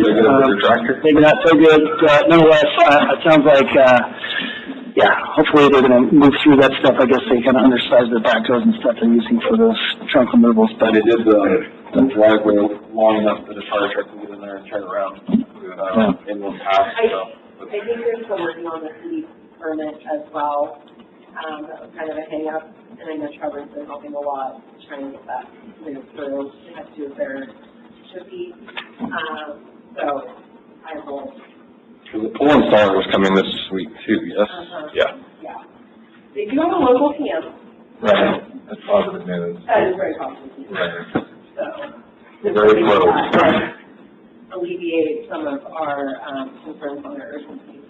But the truck is very undersized. yeah, and there are some, residual logs that, I don't know, there's gotta, probably want to get rid of those or get those down the hill to Carson if they want. We'll probably have to pay to get those off of here. They got no lumber around here that no one wants logs. Yeah, I mean, other than that, some like they're getting close to some that you're talking about admitting, but it was more pre-grade with TRPA, Melanie Green's kind of handling some of that stuff. Yeah, they got everything marked off. They got all the placement of all the different posts and stuff kind of tagged, so. So progress is being made.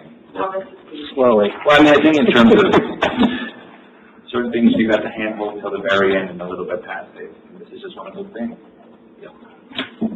All right, any other board member reports? Any other questions on that? Thank you. Okay, moving on to 9A, Water Conservation Incentive Update. Warren. I saw her here earlier. See if I can work the computer. Coffee.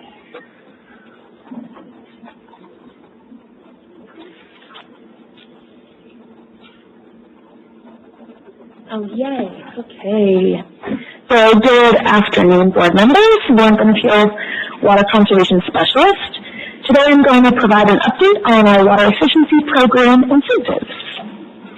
So, just a little agenda here so you can see what you can expect. I'm going to go through some of the programs that we're going to be sunsetting at the start of this new fiscal year, and then also go into 2 new incentives that we're going to be starting in the new fiscal year as well. So the programs that we're going to be sunsetting are our clothes washer rebate and our toilet rebate. That'll be on July 1st of this year. Let's get into all of the things. So just a brief overview of the clothes washer rebate. So the rebate started at the district in 2006 with a rebate of $250 for an eligible clothes washer. Over the past 19 years, the program has transformed into a rebate of $200 as 50% of the cost up to $200. For most of the rebate's history, the district utilized grant funding for this incentive, the last grant being the Integrated Regional Water Management Grant through Department of Water Resources. And the grant for this program is going to be expiring within the next year. And so, with that being said, our grants team is always on the look for grants, and I'm always asking them to apply water conservation grants. But there are very few grant opportunities for appliances for the water efficiency sector.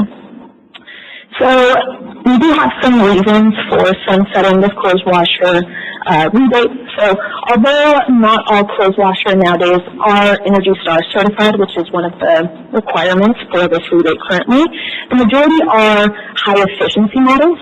When the program was originally started, washing machines used about 40 to 45 gallons per load. As technology has advanced over time, the water used by clothes washers has drastically decreased, as you can imagine.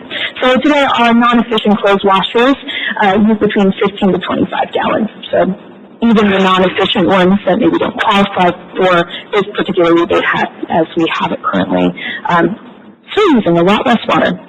So most utilities across the state of California have already sunsetted the clothes washer rebate program, and this is really due to the technology that's available and that the market is filled with a lot of efficient clothes washers.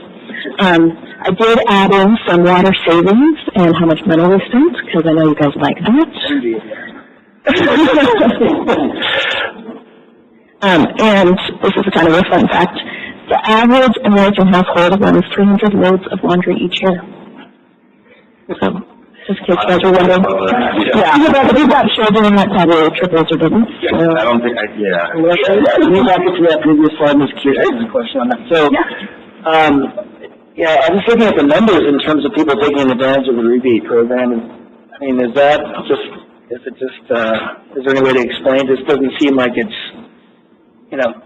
people are really taking advantage of it. Was it onerous to kind of apply for that rebate, or? I did it last year. Yeah. Yes, I do use the Water Smart program every day at work, so I might be a little biased, but I do think it is quite an easy process. Even for our older community that maybe has trouble with applying for these rebates, we do offer for them to come into the office in our customer service department. We'll walk through like, hey, bring me that receipt in person. I'll scan it in and fill out this form with you at my desk, or we'll fill it out over the phone and just have them send us that receipt, or they can bring it in to us. We've tried we do a lot of work with advertising for this program.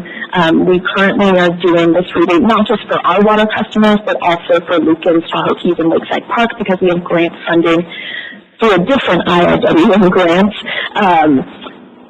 And people have not really utilized it as much. And I do wonder maybe it's the Energy Star certification, or maybe because washers are quite expensive. So even the $200, when we see clothes washers, they're like $1,500. So yes, $200 is great because it takes that burden off just a little bit. But so also when they're renting in this town, I don't know, renters. That's what I heard. And I don't know if they just didn't understand it. They bought the package. They bought the washer and dryer, and they didn't think they could do it because they had the dryer. And it's like, no, they can divvy that part out. So yeah, we have I don't know if that was just not understanding from a public standpoint, but I had heard that. And clothes washers do last, a fairly long time. I think it's 10 to 15 years. So if you took advantage of it, even in 2015, we still got quite a lifespan on it. Yeah, that's great. Yeah. Okay, so the next one that we're going to be sunsetting is our toilet rebate. So the toilet rebate also started at the district in 2006, and the rebate is a 50% of the cost up to $75 back when it started. So over the past 19 years, it has transformed into a rebate of 50% of the cost up to $100. Part of the reason that we started this program is after 1992, congressional legislation required that the standards be for toilets be decreased from what we were seeing, which was oftentimes 3.5 gallons per flush to 1.6 gallons per flush, and that legislation went into effect in 1994. The rebate through its life really has been open to all stupid customers, not just our water customers, but also our sewer customers, and that's because of the treatment and then having to pump over the hill. And then we, of course, have kind of opened it up to most customers that are maybe a little unlikely, much larger number of toilets. So we did open in 2024. We reached out to public agencies like the school district, the city of South Lake Tahoe, El Dorado County, to replace outdated and inefficient toilets with water-saving models. So LTSC and the city did take advantage of this incentive, and this was through the Integrated Regional Water Management Grant as well. And you guys might remember me coming and presenting on that with the savings associated with the city retrofitting the 5 park sites with toilets, urinals, and faucets. And the cost for that was $38,000, $378.96. So the program, as I mentioned, was funded through the DWR's grant, and that will be ending at the end of this year. From just the 5 city parks, it's anticipated that we will see savings of $37,000 in the first year, and over its lifespan around $750,000, and that's over a 20-year period. Dollars for the cost of treating and then having to pump. Oh, gotcha. Sorry, to clarify that. Thank you. So we felt when we applied for that grant originally that it would be helpful to provide this incentive to our public agency partners, as sometimes it's not always possible to get this sort of work into their budgets, and so we paid for the fixtures 100% of the costs. And very similar to the clothes washer, throughout the history of the toilet rebate, it has been mostly grant funded, and the grant funding is expiring, and so we are going to coincide it with the fiscal year and start date for sunsetting this program as well. Although there are really great savings, monetarily and also conservation-wise, as toilets are the largest indoor water user, there aren't any toilets on the market anymore that you can buy that aren't efficient. This is even in Nevada, so anyone replacing their toilet today will have no choice but to purchase an efficient model. At one time, our rebate was providing financial incentives to encourage changes in their consumption, as maybe the 3.5 gallon per flush was still working, but hey, we've got money to give you if you want to upgrade. But over time, it no longer makes the same impact as our customers. That's the toilet you can buy, over 1.28 most often. And so we really want to make way for new water efficiency rebates that are really at the forefront of efficiency world. So now on to the new incentives. For these incentives, we'll be utilizing California Water Efficiency Partnership, or as I call them CalWEP because it's less of a mouthful. They have a direct install program, or direct distribution program, excuse me. So the direct distribution program works is that CalWEP has a master service agreement with various companies for water efficient products at a discounted rate. CalWEP partner agencies then work directly with CalWEP to sign agreements for products that they're interested in. For us, we chose to take advantage of the Flow by Moen, a smart home water shutoff device, and Conserve, which is a commercial kitchen defroster. As part of the agreements, the district can decide to add additional money to the program, resulting in additional savings to customers purchasing the device.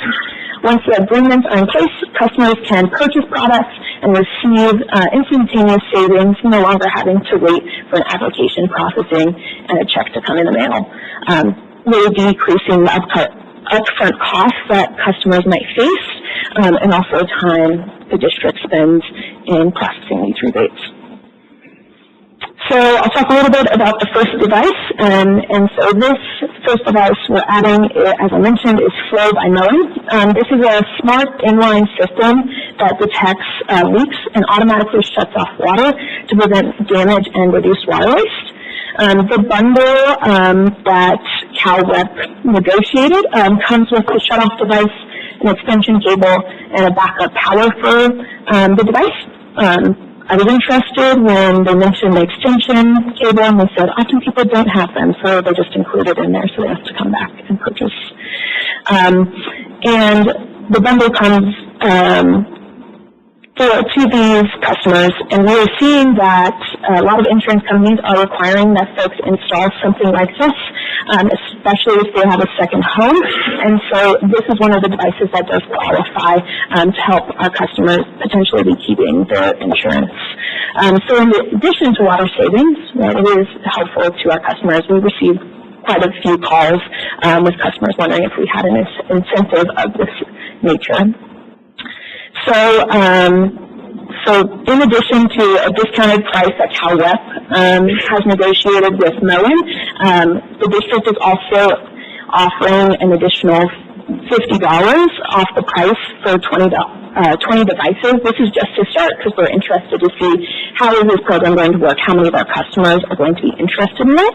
And then, as I mentioned, if that money runs down and, our customers are really interested in this, we can add more money to have that additional $50 taken off. So with that being said, the customer, the cost will be $479. That does not include the shipping cost, though.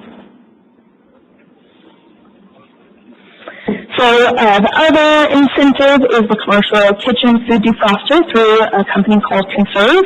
We were wanting to expand our water efficiency offerings to our commercial customers.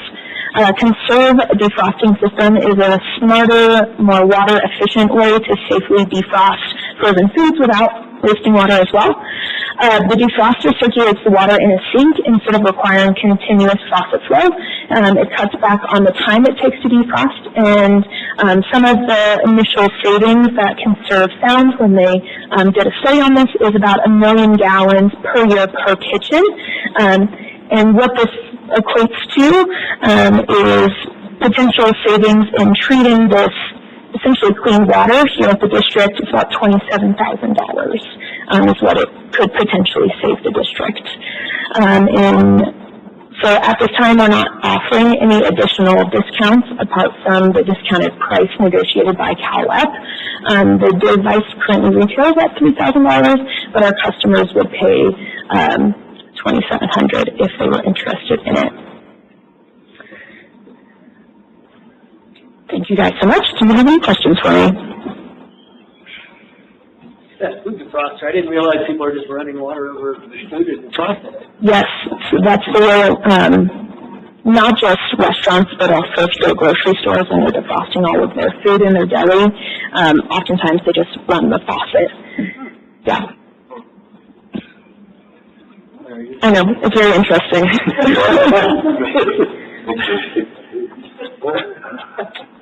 Great. Any other questions or comments? I guess just from a conservation standpoint, where do you see, like, I mean, I think the food defrosting is something I just went inherently thought of. What are some of the missing things that you're just, you see out there in terms of low-hanging fruit, if low-hanging fruit still exists? Yeah, I think the one that's a little tricky to put into place would be dishwashers. Especially for units that don't have dishwashers. If you have a dishwasher, that's great. It saves a significant amount of money and also water. However, for folks that don't have dishwashers, a lot of renters specifically, you're hand washing, and that uses a lot of water. That one is tricky because dishwashers are expensive to install, especially if you don't have a set place for them. So I think that's, in the water conservation world, we're thinking of, well, what can we do for indoor use for residential customers? When it comes to commercial customers, we don't quite know yet, because for a long time we did a lot of focus and a lot of study on residential, how they use water, and it's a lot easier to pin down what sort of water signature does your clothes washer have, what sort of water signature. We can see how people are using water.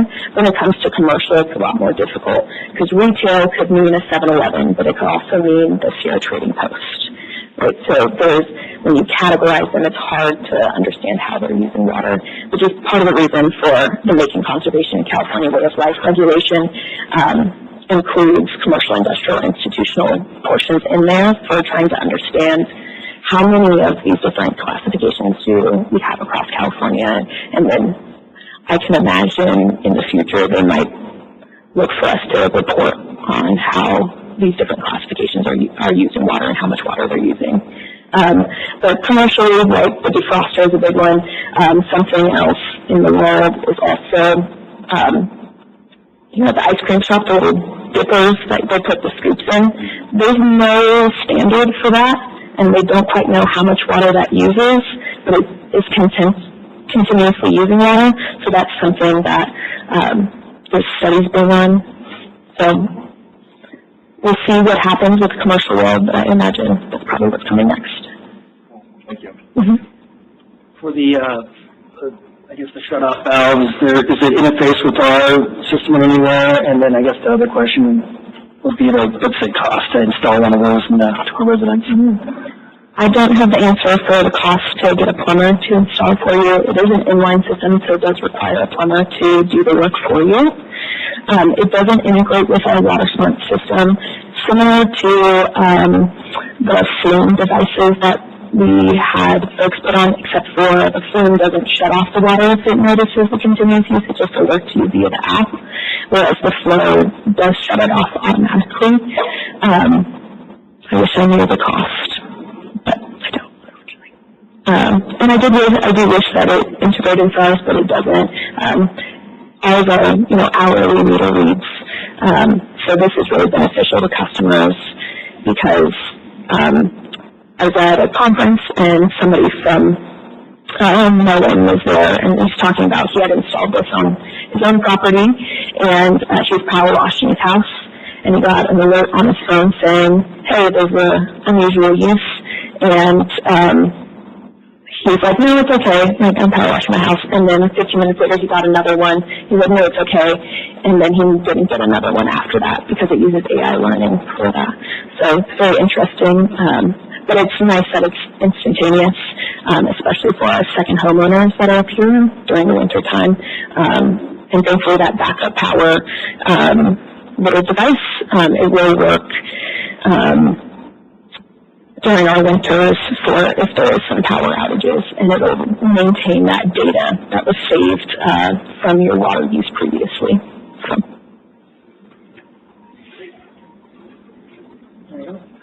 All right, well, thank you. Thank you, guys. Appreciate your presentation.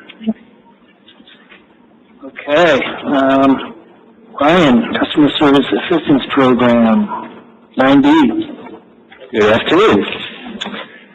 Yeah, today I'll give you an update on the district's Customer Assistance Program, and at the end of my report, I'll be looking for some guidance from the board on whether you would like to see us come back with an action item to discuss establishing a funding cap for this program. So before we get to that, I'll give you some numbers on where we stand today. And this is kind of a follow-up to an update that I had given you about 2 months ago where we talked a little bit about this. So, as you know, the district currently has 2 tiers of customer assistance program, with the second tier having been established more recently. It was last August that they established that. So the Tier 1 is our traditional tier. It's been around forever. We partner with Liberty Electrical on that. And so in order to qualify for our program, you have to be enrolled in their care program. That provides a 25% discount on the water and sewer bill. Tier 2, which is our newer one, that provides a 15% discount. It has a little higher income limit than Liberty's program has. So theirs is set at 200% of the federal poverty limit, and Tier 2 for the district is set at 300%.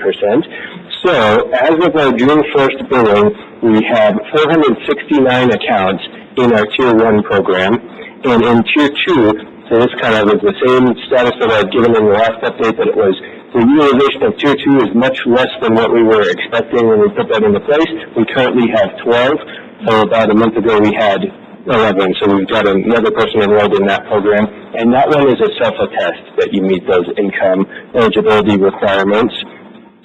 So what I wanted to talk about is that we're getting ready. We've done a lot of advertising on the CARE program. We've done email blasts through WaterSmart to all of our customers who have an email address on file, which is most of them. Last year we did some messaging on the front of our bills, letting customers know that we have this financial assistance available. We kind of revamped our website. So one of the feedback points that we'd gotten last time I gave this presentation was, I think Shane, you had mentioned that it was kind of hard to find on our website where that page was located. So we added some different links to all of our rate pages. So anything that's talking about customer services or rates, we added some links to this financial assistance page to try to make that a little easier to access. So right now, what the program is costing us between Tier 1 and Tier 2 is about $180,000 a year. So it's about $15,000 a month. With the new rates that are coming into effect on July 1st, that will increase to about $200,000 annually. Right now, so when the board put Tier 2 in place, you did establish a $50,000 limit to that. We're nowhere near that, so right now we have very low utilization. It's costing about $3,000 annually, and that $50,000 budget would be about 2,500 accounts. So there's plenty of room in Tier 2. But Tier 1 has never had any kind of established budget for that program. So it's grown over the years. We actually added quite a few people to the program. About 60 people were added after we did our last round of advertisement last year. So when we were talking about this and had established Tier 2, we did another big push to kind of get the word out that we have these programs available. And the vast majority of people who came to us actually qualified for Tier 1. So that's why we saw a handful of people join in Tier 2 and about 60 people added to Tier 1. So that advertisement is effective. We continue to do that to try to get the word out into our community that these programs are available. Now, one of the new things that we have been planning to do is that we have been working with Liberty. They do some data sharing with Southwest Gas and some of the other utilities of their care customer list, so that they can kind of reach out, because Southwest has a similar program, a similar income eligibility requirements. And so one of the things that we did was work with Liberty. It was kind of a long process to get a bunch of agreements and contractual language in place for them to be able to share that list with us. We now have that. So what we were planning to do with that is use the list from Liberty of everybody who's enrolled in their care program and kind of directly reach out to those customers who are in their program but not yet enrolled in our customer assistance program, because we know that they qualify. So what I presented to the board last time is that when we got the list from Liberty, there are 2,800 customers in our service area who are enrolled in their care program. Quite a few, so more than I was expecting, but most of those are actually sub-metered accounts, so we have a lot of condo buildings or apartment, affordable housing buildings that have sub-meters for electrical. Those customers can individually enroll in the care program. Those are largely master meters here at the district, so they have never qualified because that entire building basically has one meter. We don't have individual accounts for the tenants there. So what we did is I narrowed down the list from Liberty to people who had, where this is their primary residence, and they are in their care program, not in our program, comes down to 587 accounts.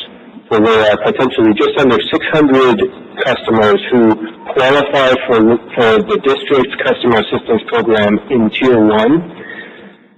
So what we were looking at is, before we reach out to those customers and directly approach them, letting them know that they qualify for this program we have available, we wanted to talk to the board about any interest that you would have in establishing a funding or a budget for this program, just to make sure that if you did want to do that, that we would establish that ahead of time so that we can let the customers know that we have funding available on a first-come, first-served basis.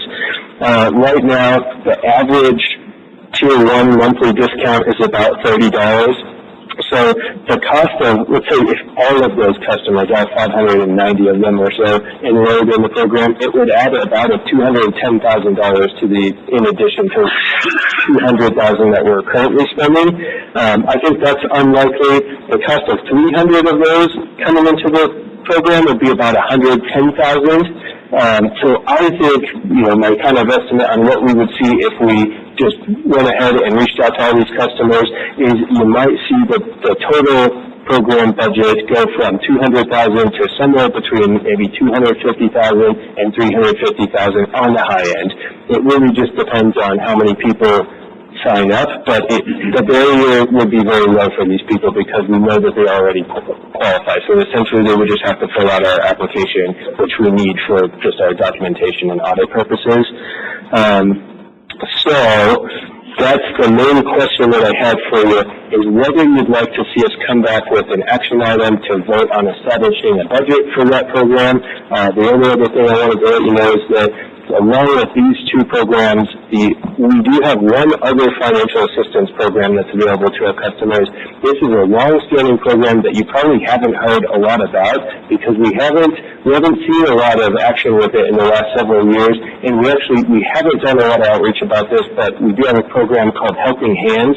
We partner with El Dorado County on this, so they administer the program. but how this works is that district customers can make donations to this Helping Hands Fund, and there's a separate bank account at Eldorado Savings Bank where all the donations go, and then any customers, district customers only, can apply with the county, and if the county approves their application, they can receive up to $315 credit from this bank, this money essentially. So the county will send us a voucher, and we issue a check from that bank account to the district and apply that to their bill. So we just actually got a donation this morning for $250. We haven't had a donation to the program in several years because we haven't really been advertising it. We used to send out, when we built quarterly, this was years ago, we used to send out every other quarter. We would include information about the program and a little slip that somebody could send back if they wanted to donate to it. So we do have about $7,000 in that bank account that's available to our customers. So we're planning to do some more outreach on that and let our customers know this is actually not a bad time of year to do this because we're heading into our annual tax roll season. So some of those customers with delinquent balances who may end up on the tax roll list could potentially be eligible to at least get $300 from that program as well. So, one other night, I looked briefly around the lake, and North Tahoe PD and Tahoe City both have very similar programs to ours. They're new programs modeled after ours. They both do have established a budget for this, and their program is available on a first-come, first-served basis. Any questions? I just want to check your numbers a little bit on, so you said that currently for Tier 1, we've got, 469 that are taking advantage, somewhere around there, as you said, and then you, through the Liberty Care program, Southwest Gas, about 2,800 customers are taking advantage of that. Obviously, there's some issues with our metering and our ability to kind of, deal with multi-residential situations. So is that an additional 587 customers on top of the 496? Yes, so those 587, those are customers that are on their list that are not enrolled in our program. Okay, so we're looking at a little over 1,000-ish? Correct. If everybody who is in their program enrolled, right around 1,000. Yep. That's good to know. Those are good numbers. I guess before you started talking about that, I was going to ask you about some of those things that you looked into in terms of trying to figure out where that, I guess that max number would be, but that's helpful. I guess in some ways, I'd like for you to come back with a proposal, I guess, and I guess, this is like one of the items that I would think would be most suited to kind of sit down with the finance committee, like to kind of work through this and bring forward a recommendation. I don't know, it doesn't sound to me like the finance committee meets frequently enough to kind of get into this kind of stuff, but We can meet as frequently as necessary. Yeah. I think it folds in well. And Joel, you're kind of familiar with the background of like how we financed it, how this is all financed. I thought it was from the tax revenue. Yeah, so property tax revenue, it's about $12 million a year, and one note on that is like whatever is spent on this program comes out of that money because it can't come from water or sewer rate revenue. But it does impact capital planning, so we went through kind of the history in the last report. Helping Hands, is that $300 a year? That's $300 per application. That's just like a one-time thing. Exactly. It's a one-time thing, but we have had customers who have done it more than once, so the county handles that, basically, of how many times you can qualify for it. That's $300 at one time, or $315 now is the max. I guess from the, basically building up that bank account, just wondering to what extent that's being advertised and people, being actively pursuing people to help kind of, I guess, support that fund in some way, I don't know. Yeah, that's one that once we stopped kind of including that with the billing, and this was maybe 6 years ago or so, we really stopped getting donations because people weren't aware that the program was available, and we really didn't see a lot of people utilizing it. So it's been several years since we've had anybody utilize it, so that's definitely a spot where we need to do some. That's on us. It's not on Eldorado County to kind of get people to support that So program? they have language on their website saying that it's available. We also have language on our website saying that it's available. It's on the same financial assistance page where we talk about our 2 tiers of the customer assistance program. So it's out there, but we have not actively been letting people know that it's available. Well, I guess it's more like letting people know that, hey, we need you to support or help, build this bank account up, I guess. I guess it's more of the opposite side of finding people willing to kick into it. I don't know. Can you still only donate with check, or can you do that another form way? As of right now, yeah, we need a check for that. Because I know like having something digital, I mean, Yeah, you're right. obviously you can't necessarily use Venmo, but like those kinds of things are very easy for people to donate quickly. That's a good idea. We can look into that. I'm not sure what would be involved and whether we could pass it through our existing credit card merchants. Maybe, potentially, but it'd be kind of... And does Liberty, are they verifying that to people on an annual basis, or?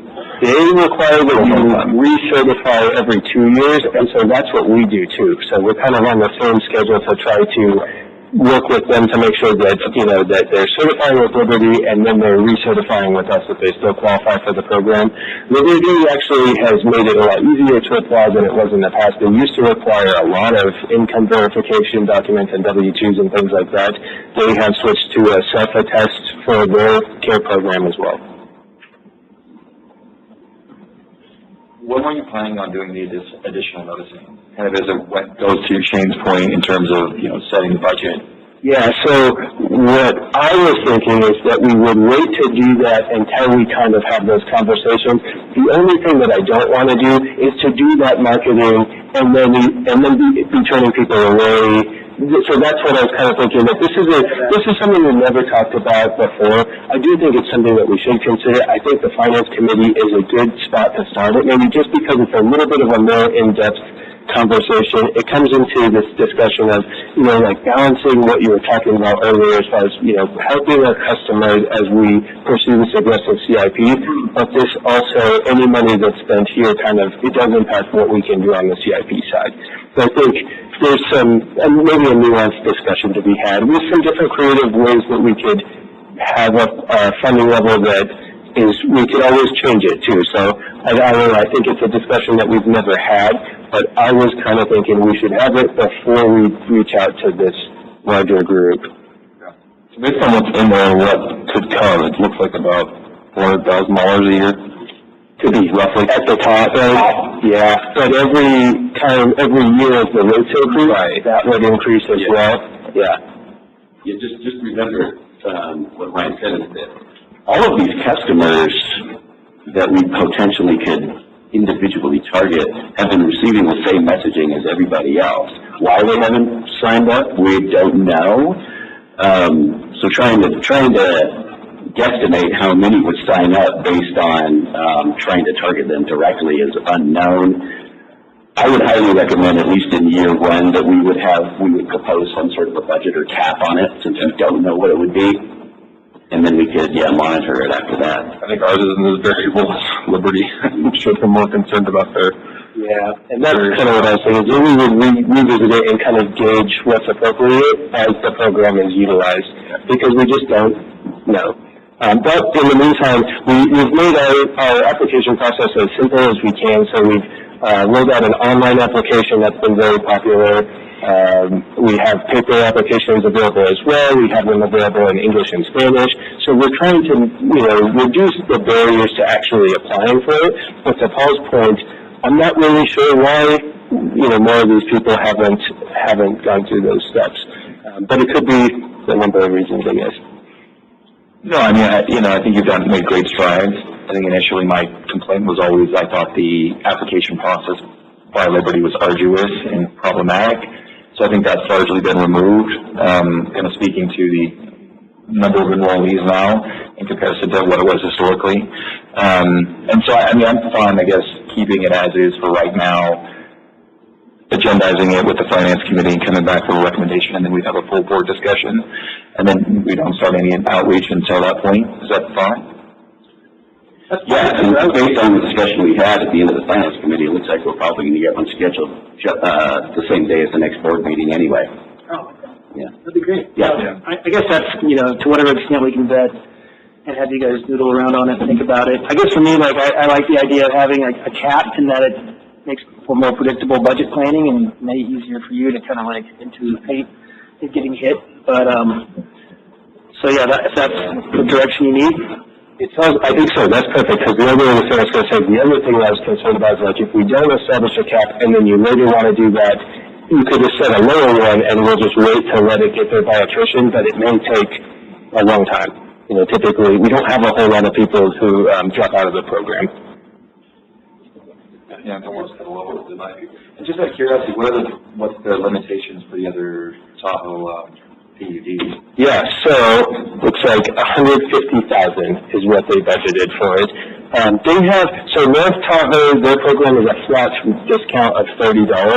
And then at Tahoe City, they have the exact same two tiers that we have, so the Tier 1 and Tier 2 work exactly the same way. But they have an additional requirement that you have to have less than 8,000 gallons a month of water usage. So that's the first time I've seen a program that's designed like that, so you have to meet the income requirements, and then also be a low water user. Interesting.